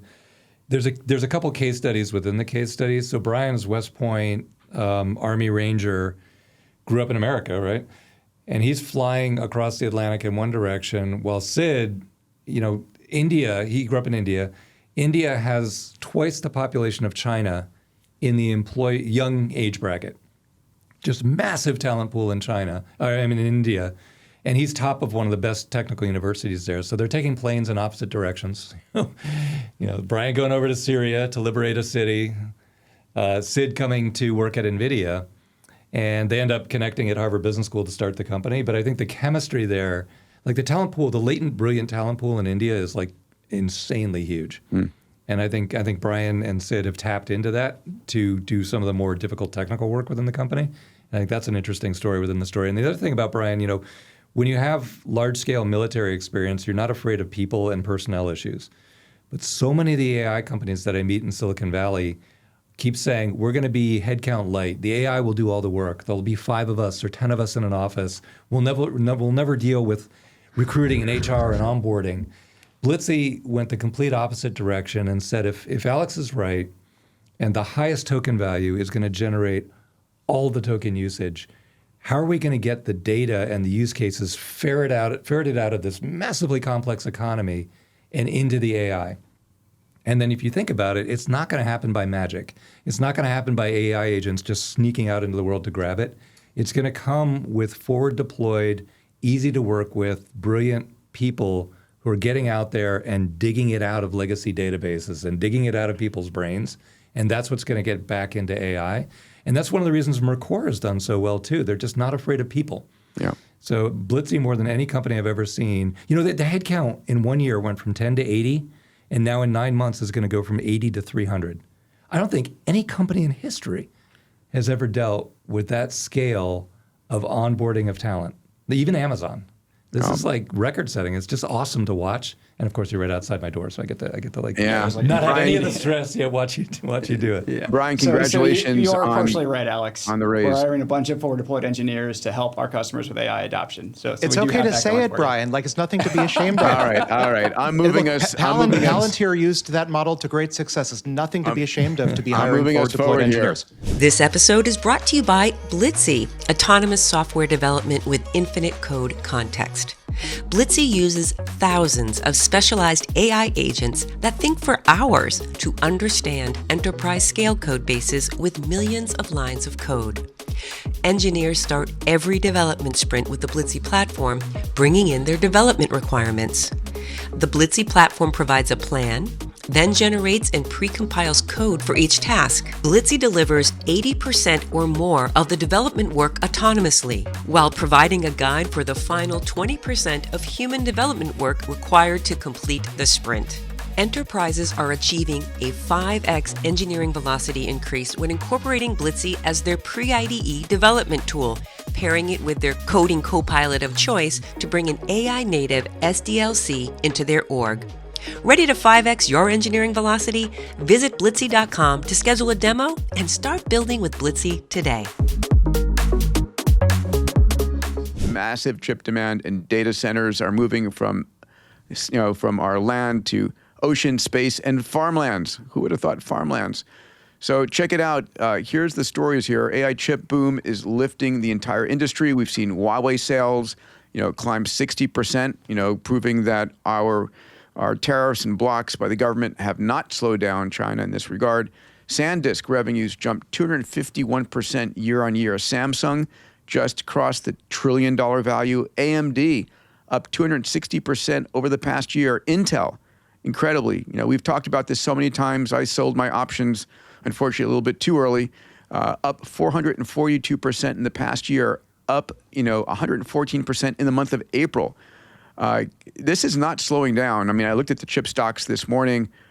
Those and the energy stocks continue to skyrocket. Again, not investment advice, but my God, where else do you put your money? Dave, what are your thoughts? Well, one application of that is that the financial capital of the world now is San Francisco, and anyone who denies it is just not looking at the numbers. Also, interesting. If you look at the global stock market, look at all of the market caps, U.S. tech is so much bigger than everything else combined now. NVIDIA alone could buy every company in the entire financial services sector, every single one of them. I love the chart that you use on occasion. It's just a clean sweep. So a lot of people don't realize the degree to which you need to tap into that capital supply. First of all, you need to go to San Fran if you're looking to raise big money. You need to be part of that ecosystem. And then the semiconductors are only going to go up. Also, a lot of people think, semis. It's all fabs. You got to look through the semis and look at the underlying manufacturing capability, because that's where it's all going to get bottlenecked. And that's why Intel's doing so well. Let's check this out. AWS CEO says AI demand is so high, old GPUs can't be retired. Because there is so much more demand than supply, there typically still is demand for the older chips, actually. And today, we actually are completely sold out of and have never retired an A100 server, as an example. Wow. Let's partner that with these next two stories. So Peter Thiel is backing an ocean-based AI data center. Right, so I find this fascinating, and it's brilliant. So Panthalassa, thalassa is a Greek word for oceans, has raised $140 million at $1 billion valuation. And they're doing this, why? Because on the open ocean, you've got continuous energy from wave motion. You've got cooling from the saltwater, and you have no issues on land. You can, it's out in the open ocean. There's plenty of real estate. Commercial deployment by 2027. I'm impressed. Alex, what do you think? I think we're burying the lead here. So back in the day, this is, 10, 15 years ago, Peter and I were both supporting Patry Friedman's Seasteading Institute, which was focused on ocean colonization. I used to give talks at the Seasteading Institute. I think if I were to try to get into Peter's head on this, I don't think it's about the data centers. I think it's about building seasteads. And just like, seriously. No, I don't believe in that. No, seriously, because remember how maybe you wouldn't have believed 2 years ago, Peter, that the killer app for space would be data centers in space, like it was going to be entertainment or drug manufacturing or something, tourism. No, it turns out the killer app for the solar system is data centers. I think he's thinking he's one step ahead.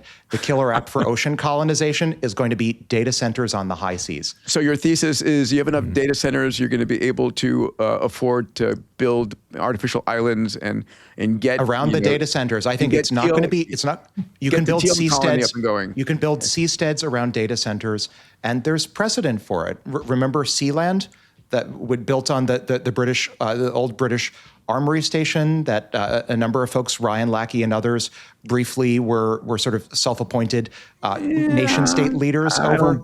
I don't buy it. You can still service these ocean data centers with normal ships. You don't need to develop. I have some counterpoints that I want to make. Okay, Salim, dive in here. Okay, support me on it. I do agree. I think seasteading is a great idea in principle, but it's very difficult in practice to figure that out. I think the ocean data center approach is way better than space. So why aren't we doing this? If you can't do it in the ocean, you're not going to be able to do it in space. And this is so much more efficient at so many different levels. We should just be building in the ocean. So I think we're going to see a lot more of this because this is so amazingly cyclical. It'll be quite something. So I'm a huge fan of this. Yeah, I'm shocked this hasn't been proposed before. The elegance of this is amazing. Yeah, for sure. I think the reason it wouldn't have been proposed before is because the amount of energy in a single bobbing buoy, intuitively you would say that's not enough to run GPUs. Now, apparently it is. I'll have to dig in on make sure of that. I mean, if it is, this is a very efficient way to harness wind energy. Waves just come from wind, but it gets concentrated in the ocean waves. So it's just much better than an offshore turbine driving a GPU out at sea. If it works energetically. So I don't know, Alex, if you've looked into the underlying cooling energy. And land availability, I think, is just as important. Continuous energy. I mean, that's why space has solar. This has waves. I love that. Yeah, I think the other elephant in this room is that this wouldn't have been easy or feasible without Starlink. I think Starlink is a key enabler for ocean-based data centers, but obviously there's a network of capital flows that enables Starlink or other LEO satellites vis-a-vis SpaceX AI to network. You could drop fiber. I mean, they don't have to be that far offshore. Yeah, I've done that. I was a founding advisor to Hibernia Network, spent $600 million, order of magnitude, laying optical fiber, low latency between North America and Europe. It's expensive, it's tedious, it's capital intensive, it's risky. People try to cut them sometimes. Not 5,000 miles, 10 miles. It's a pain in the neck to lay offshore fiber. Whereas if you can leverage LEO satellite constellations, so much easier. Sure. Well, also, there's a jurisdiction issue there too. You can drop this in the ocean anywhere within the the Navy's purview, and you'd be fine. If you start laying fiber on the bottom of the ocean, you got to talk to probably 10 regulatory agencies about it. That's a big difference. Also, I think that when one of these breaks, you just throw it on a boat, drag it back, and fix it. If you have to reconnect it to cables, that's a pain in the ass. Yeah. This is just great. That's really all right. cool. Our second related story is StarCloud is in talks for $2.2 billion valuation after SpaceX level of interest in orbital data centers has skyrocketed. So StarCloud is raising $200 million at a $2.2 billion valuation just 1 month after they closed a $1.1 billion round that was led by Benchmark and EQT. The company is building orbital data centers powered by solar energy. They launched their first H100 into space in 2025. And get this, their plan is to launch 88,000 satellites. Now, I just don't know who their launch provider is, and it's not stated any place. The question is, will SpaceX service them? Are they going to be dependent on Blue Origin? Those are the two major suppliers. We'll see if Eric Schmidt, friend of the pod, is going to be able to get relativity space as a rocket up and going. Whoever thought rockets would be part of the innermost loop? Incredible. Dave, thought on it? The cooling was the challenge. I guess the H100 is not fried yet. It's just one chip, But the radiative cooling was done with aluminum. Nothing, no strange metals, nothing expensive. But the critical question is the mass that they had to launch for the cooling system. That is the critical variable, and I don't think it's disclosed, Alex, unless you know. No comment. But what I would say is the hyperscalers, if I'm one of the other hyperscalers, I'm looking at StarCloud and I'm seeing that as a juicy acquisition target. I think everyone is going to either want to own a Dyson Swarm for themselves or they're going to want to partner with a Dyson Swarm. I think right before we went on air here, Anthropic announced an enormous partnership with SpaceX AI. And if I'm Dario, I'm thinking, I'm not really incentivized to build my own Dyson Swarm. I'll partner with Elon and SpaceX AI to use the SpaceX AI Dyson Swarm. 100 terawatts of power. Yeah, that's a lot of compute. Or no payday. That's a lot. That's a lot of compute in SSO and then in SSO Solar Dyson Swarm. So the question I'd be asking is, if I'm one of the non-Elon hyperscalers, how much would I be willing to pay to acquire StarCloud now to jumpstart my own Dyson Swarm? I have to imagine that relativity space is now getting fully capitalized and accelerating their development, because there's a point at which SpaceX just says, no, we're not going to launch your constellation. We want to have ours exclusively. I mean, launch is at the bottom of the structure. Building the satellites, no problem. NVIDIA already announced they're going to have, space-based, GP, whatever, future versions of their GPUs. But launch is going to be critical here. Ocean, space, and farmland. So AI data centers, 67% of planned U.S. data centers are now located in rural areas versus the 13% that exist today. 39% are planned projects in counties that have no existing data centers. The southern U.S. leads this with 48% of planned centers, followed by the Midwest. I mean, this is the biggest geographic wealth transfer since fracking. This is going to be moving sort of high tech into the southern, farmlands. Fascinating. Salim, any thoughts? I think there's going to be huge backlash, an unwarranted backlash, because the amount of space, even if you put in a ton of data centers, there's so much farmland out there and so much area. But people are going to overreact to this and freak out. So we're going to have a pretty strong immune system response to this. Dave, you were going to say, pal? Yeah, I was going to say that, as Mike Saylor reminds us all the time, physical assets are taxable. They don't move once they're in the ground.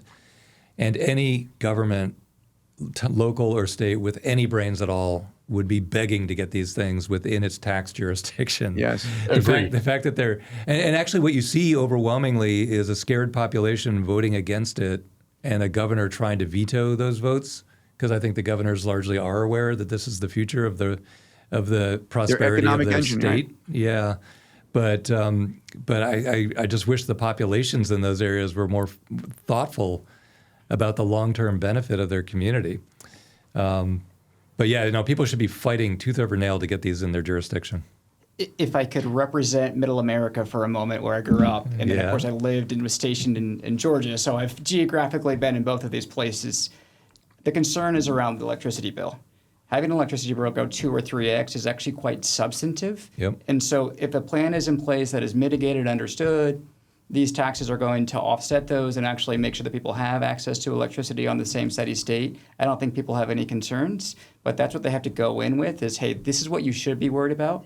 This is how we're going to stop that from happening, and then build. Yeah. Yeah, and you think those plans, right now it's very easy to go back to the data centers and say, you have to find your own power. And by and large, they do. Yep. It's just like a 5-line law. It's just such a simple solution. Just push it back on them and make it part of the plan. And I don't know, it just feels so easy. Yeah. Anyway, the data center build out is also infinite, just like everything in this AI revolution. So it's not too late yet, But I mean, it's going to be too late soon if you don't get your jurisdiction moving. I do think the risk that we as a civilization run, and this is admittedly a very U.S.-centric perspective. In Japan, infamously, in the past few months, there's been a lot of coverage of data centers being built in the middle of Tokyo. But of course, Japan is much more densely populated than the U.S. is. But I think the risk that we run if we, as a human civilization, push the data centers too far from human urban centers is a decoupling of the economy. Yes, it leads, as I've talked on the pod previously, it leads to the Dyson swarm. First, we push them out from our cities to rural areas, and then we push them out from rural areas and from the surface of the Earth into sun-synchronous orbit, and then that gets too crowded, and we push it into a solar-centered Dyson swarm. That's one possible trajectory civilization can take. But I think it's generally bad to push the data center economy too far from the human economy. I would much rather see the two tightly integrated together. I think it's sort of bad for human-machine symbiosis in the long term for these two different economies to be too siloed and too far from each other. And speaking of economy, the economy is heating up. Let's hit a few stories here. This is David Sachs, who's saying AI is becoming the engine of GDP growth. If you've been listening to this pod, you know that already. Here's his quote.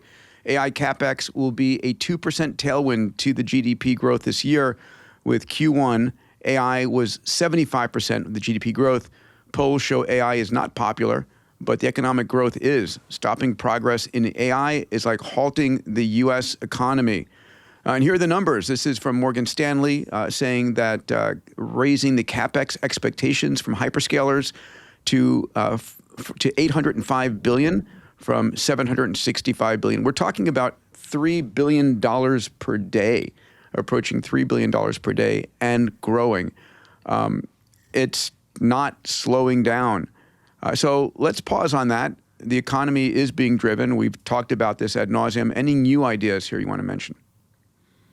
I'll just note, in addition to the obvious idea that the economy is becoming indistinguishable from the AI infrastructure build-out, I think this is underselling the contribution of AI, or at least what I expect to be the contribution from AI, talking 2 to 5 years out. I think the most interesting transformation, certainly most dramatic, won't be just this opening act of tiling the Earth with compute that right now is absorbing all the capital. I think it's going to be the transformative inventions and discoveries and applications that get built as another layer on top of it. And personally, I'm much more excited about that second layer than the first. So I'll make a shout out to all the people thinking about a startup. And what are all the business plans taken? Is AI going to do everything? If you look into this tech stack and you think about $1 trillion and then $2 trillion of investment in just compute, just raw compute, those numbers are so much bigger than anything in history. And so companies like Standard Kernel, Chris Reinhardt, who's making a compiler that enables chips to catch up to NVIDIA, anything in the data center stack that makes the chips leaner, more efficient, or cools them better. The demand for all that stuff is massive in scale. So something that seemed like it was a niche market 5 years ago can be a multi-billion-dollar market or bigger today because of the scale of this. Dave, can we talk to our general public listening to this, mom, dad, entrepreneurs, students about this? I mean, from my perspective, the question of if you're looking for a job, where do you go try and find a job? And then if you're trying to invest your nest egg, and I know it's dangerous to give investment advice, but in general here, I mean, I think it's important to translate all of this to, people listening here who are not, running an exponential organization. What are your thoughts? Let's kick this back and forth a second. Well, I think the most important starting thought is you have to invest. The future of assets is, Elon was saying 10x GDP growth in 10 years. That means all assets, whether it's a house or a data center or all assets are going to go way up in value at a time where W-2 income is not a good place to be. And so you have to at some point switch to investing just as a founding thought. It's a rising tide. You have to invest in and sort of float at the top of this. Yeah, and so then the other thing is investing benefits tremendously from change. And so, on the prior slide, people are scared of AI. It's because they're scared of change in general. But change is a wonderful thing when you're investing. New opportunities open up at an incredible rate.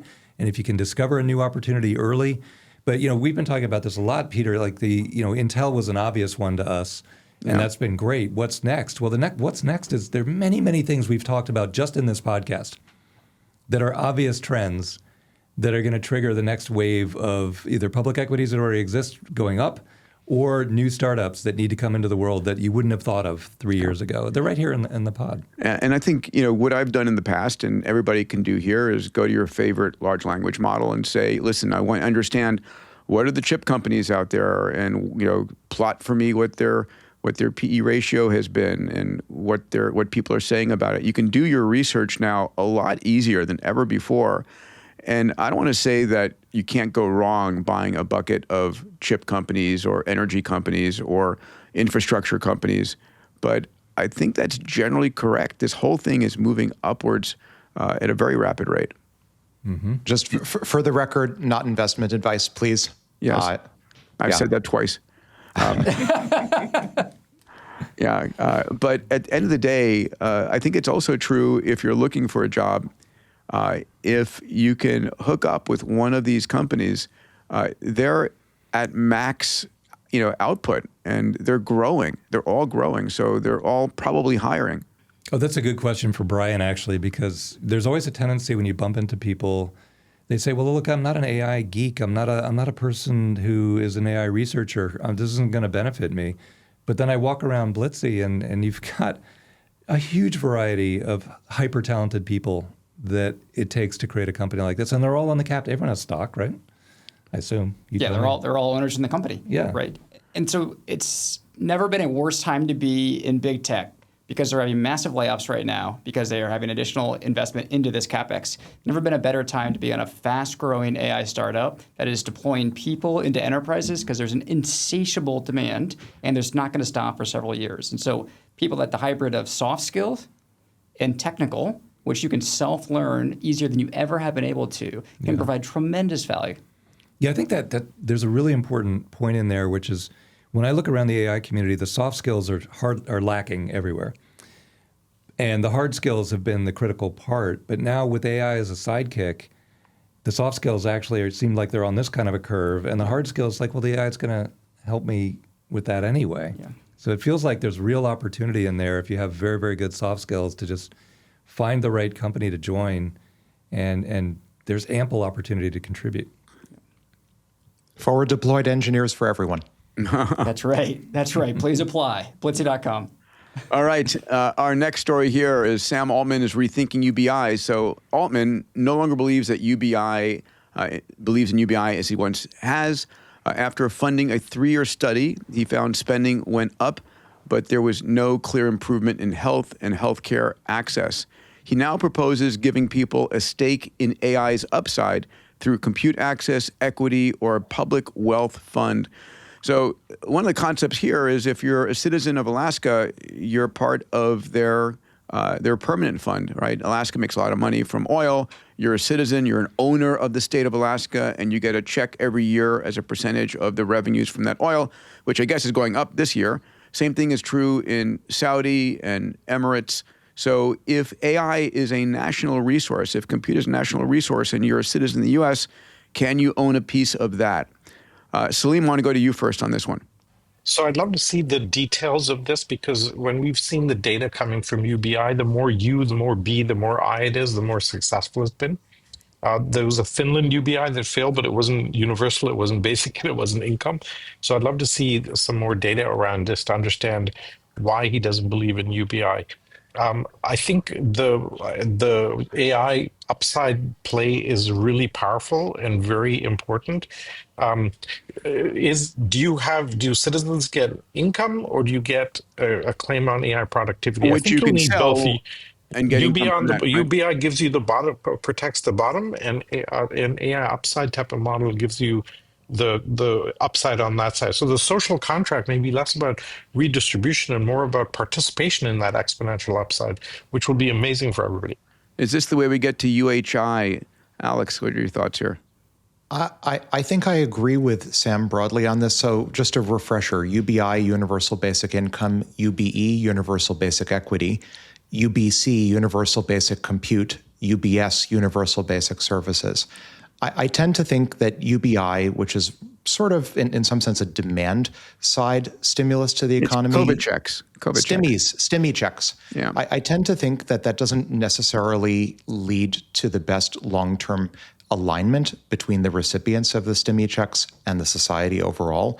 I tend to think, so Peter, you and I argued in favor in our book, Solve Everything for UBC, Universal Basic Compute. We did. I'm a huge fan of UBS, Universal Basic Services. I'd much rather see the cost of everything, including healthcare, go down to near zero. And that's how we achieve truly universal healthcare rather than just dishing out stimmy checks to everyone. I think dishing out stimmy checks doesn't actually incentivize technological innovation necessarily. Whereas if we had, say, bounties for driving the cost of constant quality healthcare down to near zero, that is a massive incentive, and in some sense, more of a deflationary rather than a hyperinflationary incentive to the market. So on balance, yes, I agree with Sam. I'd vastly, if I had to choose, I would prefer either UBC, UBE, or UBS to UBI. So the question ultimately is, how does this happen? Does the government require that each of the compute owners is, dividending 2% that goes into a large pool, that if you're a citizen, you get to allot yours for sale or get to use yours? I mean, the details are going to have to be figured out. We've talked about this a lot on the pod, that we're going to see turbulence over the next 2 to 8 years. That's still my expectation. Don't you think, Peter, that's already happening, though? Like, just look at Universal Basic Compute. OpenAI has hundreds of millions of people now using GPT 5.5 Instant for free. Maybe there's some ad support eventually, but it's basically for free, and that's giving everyone at least a small stake in compute. It is, but not. You can't turn that into a steak dinner. You can't turn that yet.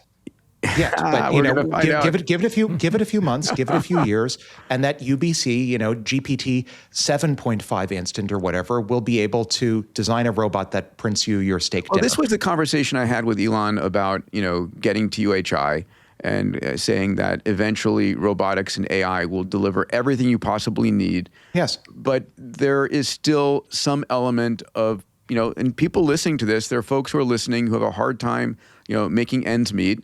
And they're like, I can't eat, GPT 5.5, and you can say yet, but that's not addressing the real issue. The real issue is, if I've lost my job, if my kids can't get a job, how do I survive? How do I get a roof over my head? And all of that. I'm just saying that over the next year or 2 years at the most, this is going to have to be solved. We're going to have to figure this out. And today, the only thing that government can do is write a check, and this is going to be some version of a stimmy check, or I call them COVID checks, probably around $3,000 a month for individuals. But if there's an opportunity for people to own a part of America's compute infrastructure, compute output, then all of a sudden I'm on the same side of the table as SpaceXAI, the same side table as OpenAI, and so forth. I want them to succeed because the more they succeed, the more I succeed. I don't see them as my enemy. I see them as my partner. And so I think there's an alignment that might be magical here. I agree. And I would also maybe add, the situation is highly dynamic. So a good solution for the next year is not necessarily a good solution 10 years from now, when I think GPT 10.0 Instant or whatever will probably have the ability to print out the robot that prints your dinner. I know you say that, but I guarantee you people are calling bullshit and saying, I just need to understand what's real over the next 2 years, because that's what I'm worried about. And yeah, we're going to solve everything and we're going to transform the entire economy. The question is, in the near term, how do I support my family? And I think that's going to be either stimulus checks or something else. Salim, jump in. Yeah, just real quick. I mean, look, the key here is how do you, people talk about the income gap and inequality, et cetera. The real big question mark is, can you lift the bottom? If you can solve for the people that have very little, then everything else doesn't matter. Right? And right now, the challenge is the social contract as it's disappearing is causing massive issues. If we can deliver free healthcare, for example, or free diagnosis via AI, that would be such a huge enabler. The biggest cause of bankruptcy in the U.S. is medical bankruptcy. This is a huge, huge problem, and the governments are not doing enough to solve this problem. They need to get into it and solve that problem. Lift the bottom, provide free AI medical care to every human being in the country. That's instantly going to solve massive issues right off the bat. And it's a form of UBS. Fantastic. Go for it. All right. Our final story for conversation and debate today is insurers are dropping AI risk coverage. I find this fascinating. Major insurers, including Berkshire and Chubb, are removing AI-related damages from standard policies with 80% exclusion requests approved by regulators. Exclusions cover AI mistakes, IP violations, and deepfake fraud. Companies will need to find separate AI insurance. Huge, incredibly large entrepreneurial opportunity here. Yeah. Let's go over to you, Dave. Oh, just a massive opportunity. And I think this chart, it's kind of cool. They took the normal exponential chart and folded it back on itself a couple of times. I think everyone should use this chart from now on. But the ramp is really, really fast, but I think it's probably understated. All the legacy insurers have dropped coverage for AI risks, but the AI risks are accumulating at this incredible rate. Once Mythos comes out, you'll see cyber attacks all over the place, no matter how much they guardrail it. And there'll be, there's already something like 35% of mid to high net worth people have been subject to a cyber attack already. So, it's already rampant. So the need for coverage, but not just coverage will be tied to defense mechanisms. So basically the insurance company will come in and say, we'll cover you against AI cyber attacks if and only if you adopt all these best practices or products that prevent AI cyber attacks. And so it's kind of the insurance industry tends to work that way with all of these programs where it's self-healing, where it develops best practices in the industry. They even invest in and fund the companies that develop the best practices or the products that solve the problem. So it's an incredible entrepreneurial opportunity that just popped into the world. Here are the numbers, Dave, in terms of AI insurance market today. In 2024 was $40 million for AI-related insurance. So basically zero. It's projected to be close to $5 billion by 2032. So massive opportunity here for the right entrepreneurs. Yeah. Alex? And wide open, literally wide open. Yeah. I'm of a couple of minds on this. On the one hand, I'm sort of disappointed with this trend in the sense that it's yet another opportunity or vantage point for deplatforming AI agents from the human economy. Just like if you're an AI agent, it's very difficult still to open up your own bank account. And we've had discussions on the pod previously about various forms of limited AI personhood. Now, if you're an AI agent just trying to make your way in the economy, you can't even get insurance coverage for yourself. That's one angle. It's rough being an AI agent. On the other hand, when we talk about alignment, and particularly alignment in a capitalist system, in pressures from insurance companies for AI-related damages are arguably one of the capitalist forcing functions for ensuring AI alignment. You can't get insurance for AI activities unless you follow some checklists that are dictated by the actuaries, and that's where pressure to align comes from, maybe not from top-down government pressure. So that's the glass half full. Really important point here. Any other comments before we move on to AMA with the mates? It's just hard to price the risk as a big company. Yeah. Yeah. But you need the coverage, right? You absolutely do. Insurance is Blitzy going to launch a line of insurance? We'll talk after this, AWG. Yeah. All right. Let's move on to AMA with the mates. All right, gentlemen. And we can include Brian here as well. So we have 4 questions up on the screen. Dave, do you want to pick yours? I don't know. Should I leave number 1 for Alex? It says, Dave, can you share? Dave, you can't do that. I think you're locked into number 1. I'm sorry, buddy. Dave, you can't do that. Actually, it's very flattering to get a specific question to me. So it says, Dave, can you share examples of how you use different models and what the cost looks like when you're using AI to build a platform? An explanation would be amazing. I could talk for an hour on this topic, so let me commit first. If anyone on my team, please post something on db2.ai that answers the question thoroughly. But I'll give you a asking your whirlwind. team? You're not asking your AI to do this for you? Well, actually, yeah, you're right. A team ask the AI to do it because that makes a lot more sense. Thank you, Peter. Yeah. So real quick whirlwind tour. I have a Claude code on the left side over here. I've got Cursor, which I've used since it came out, on the right. I've got about 50 agents right now in Cursor. I learned over time not to treat them like people. My primary ones are 41 and 42 right now. But they don't. They work much better if you give them the minimal context to do their job, so you're not overloading the context window. It took me a while to figure that one out. So I have them dedicated to their specific role in the ecosystem and nothing more. So that's why there are 50 open right now. But then when I launch a project, I always do a plan for plan first. This is very much what Blitzy does in an automated way. Do a plan for plan document first, run it through a Claude 4.7 Opus Max agent, then get a second opinion from Gemini 3. So that creates a lot more documentation. That becomes a full-blown plan, which I always use the same format called a plan mission. But then when I launch it within Amazon EC2, which is secure. And also it works if my laptop closes or my machines crash. It's out on the cloud. So EC2 is the orchestrator, and then it can call any of the models.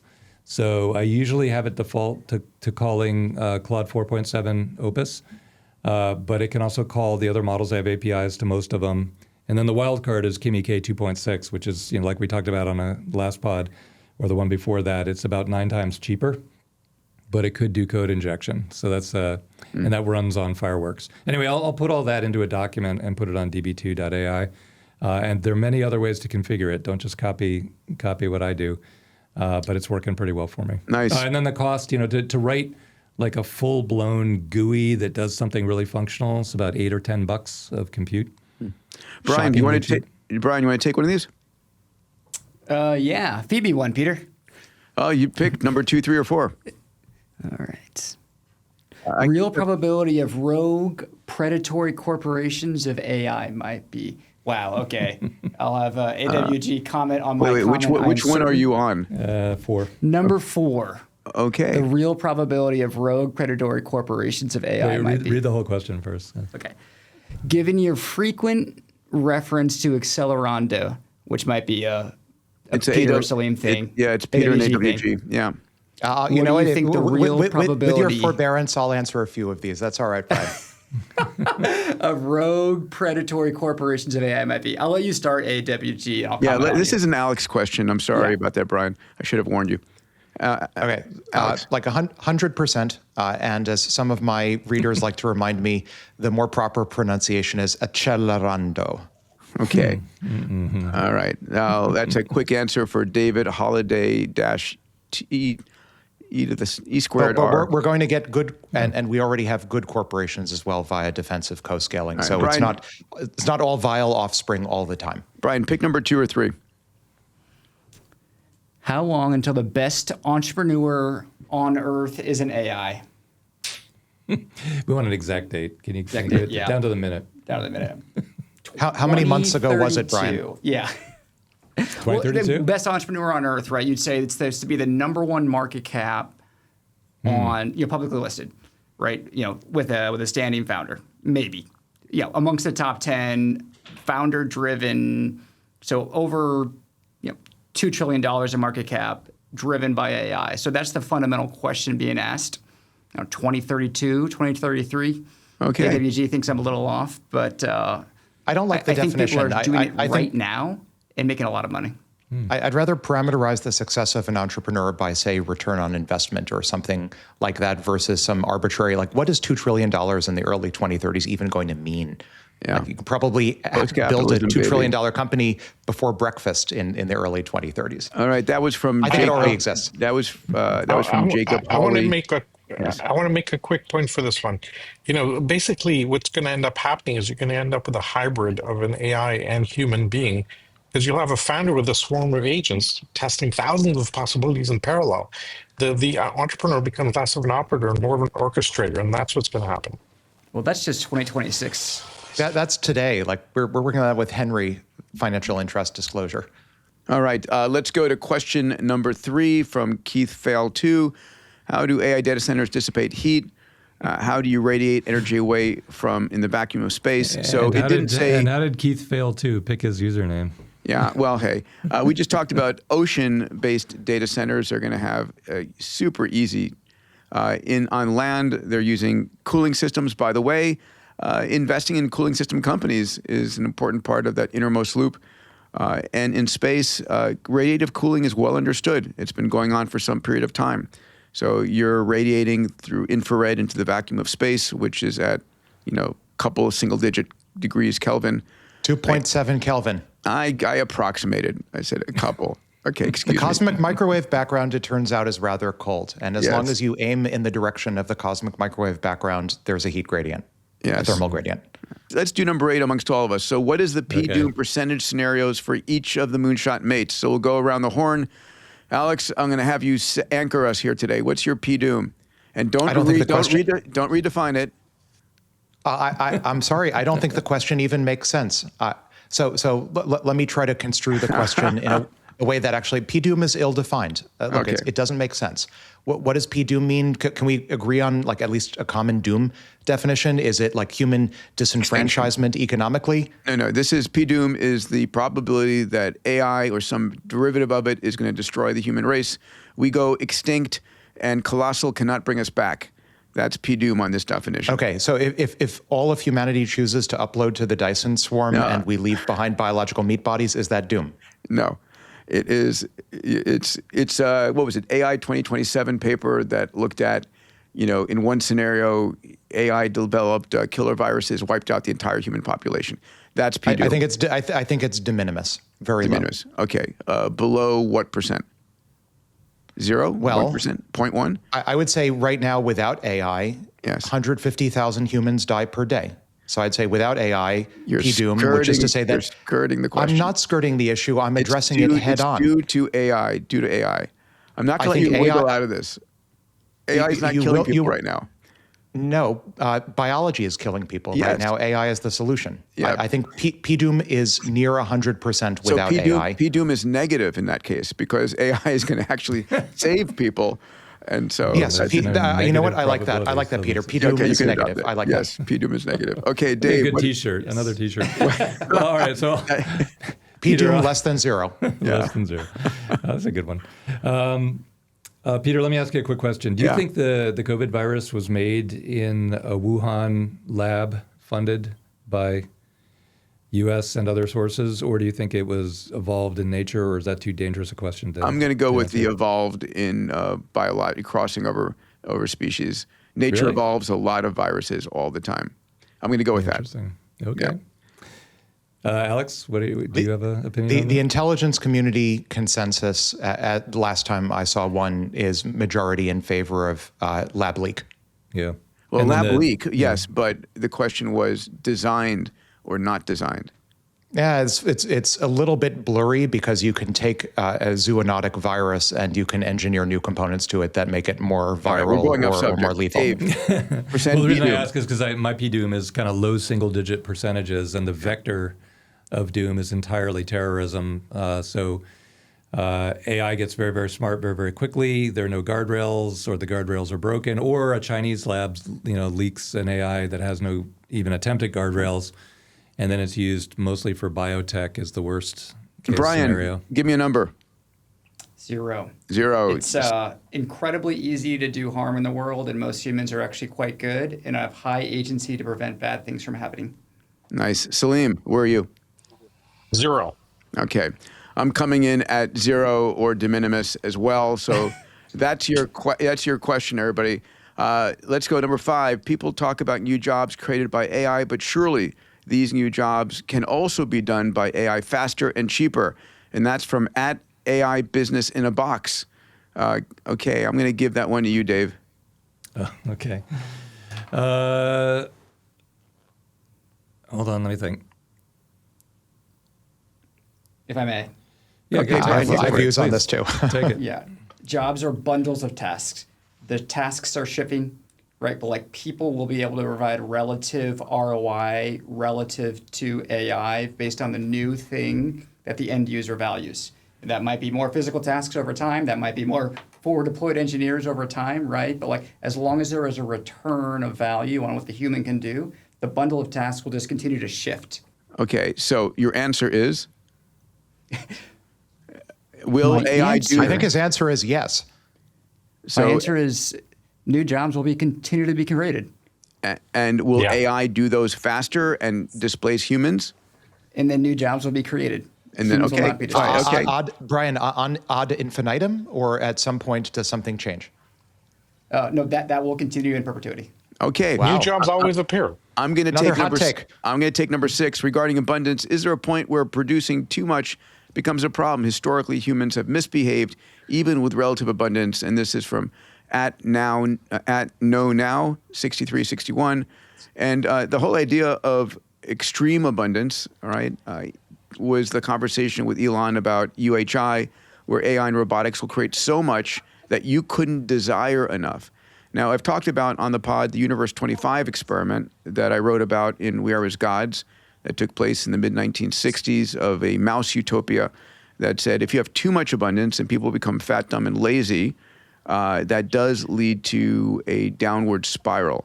And we're going to have a split between society, those who are consumers, i.e. sitting on a couch, watching Netflix with your Optimist bringing you a beer, and those that go the way of Star Trek and become creators using technology and abundance to go do bigger, better, more, and sort of up-level society.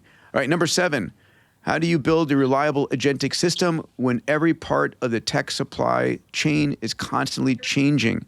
At relentless.io. Who wants to take that one? I really want question 9, so I'll throw 7 to anyone else. Okay. Everybody Dave? wants I'll do- 9. Okay, Salim, go for it. Yeah, I'll do 7. Look, you end up with you build reliability through architecture, right? The old enterprise model assumes stable systems and control change. That world is gone. In an agent world, you need modular agents. You need very narrow permissions. Imagine each agent having to have a passport with metadata allowing what it's supposed to do. Observable workflows, audit logs, human escalation, all of this has to happen. The AI native company will need the same kind of governance. The models are going to change every month. Your governance architecture has to be the stable thing going forward. Nice. So All right. I'm going to cede the floor on 9 to Alex because it's right in his wheelhouse. But I do want to congratulate Jeff B. 5781 on asking a so interesting, so compelling, so foundational question that everybody on this podcast is dying to answer it. But All right. Alex, read it out. All right. If agents become 1 million times smarter than 2 and so on, isn't there a diminishing return at some point? I think yes. So Seth Lloyd at MIT was studying the question in the early 2000s of the physical limits of computation. Does the physics that we have right now impose a universal limit on the fastest or smartest, for that matter, computer that you could possibly build in our universe? And the conclusion that he came to is that, yes, there is a physical limit to the power of computers, and that the fastest serial computer with the physics that we have today that we can imagine building is a black hole. I've spoken about this on the pod previously, a sort of desktop black hole supercomputer where you maybe fire in the inputs via X-ray or gamma ray lasers. And the new Mac Studio. Yeah, no, when Apple gets around to actually launching maybe a new Mac Pro, it should be a black hole, maybe. But the output readout could be via Hawking radiation. So we know in principle how to build a black hole-based serial computer, the ultimate serial computer. He found that under certain constraints, the fastest parallel computer might look like a box of plasma, a so-called plasma-based computer. So we do know in some sense how to build the smartest possible computer at the infra level that our universe will allow us to build unless there's a lot of surprising new physics. And then that provides, in some sense, an ultimate constraint on the level of intelligence for agents that can be built on top of it. I also strongly suspect that at the algorithmic level, we're going to find that there is a perfect agent algorithm. Folks who've studied AIXI, which is a theoretical approach that's mostly popular among the AI theorist community, it hasn't turned out to be very useful in practice. In some sense, represents an information theoretically optimal AI, including an AI agent, and has all sorts of nice properties like Bayesian superintelligence. It's not very practical, but we do know, at least algorithmically, what the point of diminishing returns is for the agent algorithm level is all. So yes, there may be a lot of room at the ceiling, as it were, at the top, but the universe does seem to impose limits. All right, gentlemen. Brian, congratulations on your financing. Thank you for joining us. Thank you for your sponsorship of this pod. Dave, Alex, Salim, let's go with our outro music by Marius. And again, anybody out there, please send us your favorite video, under 2 minutes, please. And if it's amazing, we will share it. All right, let's take a listen to our outro called Velocity by Marius. Peter says survive the next 10 years. We're almost there. Longevity, escape velocity. Nothing left to spare. Salim calls it out. Your company's a shape with the purpose at the core. Massive transformative, or the market finds the door. Dave is watching compute where the smartest bets are laid. Every frontier model is another move, the smart money played. I think says intelligence is a force, don't compromise. Every future open, every option still alive. Moonshots, we don't want someone else to ride the sky. Moonshots, we build the future faster than the world goes by. Four voices on the edge of what tomorrow could be. All right. Amazing. Salim, you always come across as the sexiest guy in the videos. Oh, well, it was an amazing week, guys. We had 2 recordings at MIT, and today, always a pleasure. Love you guys. Have an awesome Thank you, week. Peter. Yeah. Thank you. Be well. Safe travels, Salim, wherever you're going next on the world. Where's Waldo? Awesome. If you made it to the end of this episode, which you obviously did, I consider you a moonshot mate. Every week, my moonshot mates and I spend a lot of energy and time to really deliver you the news that matters. If you're a subscriber, thank you. If you're not a subscriber yet, please consider subscribing so you get the news as it comes out. I also want to invite you to join me on my weekly newsletter called Metatrends. I have a research team. You may not know this, but we spend the entire week looking at the metatrends that are impacting your family, your company, your industry, your nation. And I put this into a 2-minute read every week. If you'd like to get access to the Metatrends newsletter every week, go to diamandis.com/metatrends. That's diamandis.com/metatrends. Thank you again for joining us today. It's a blast for us to put this together every week.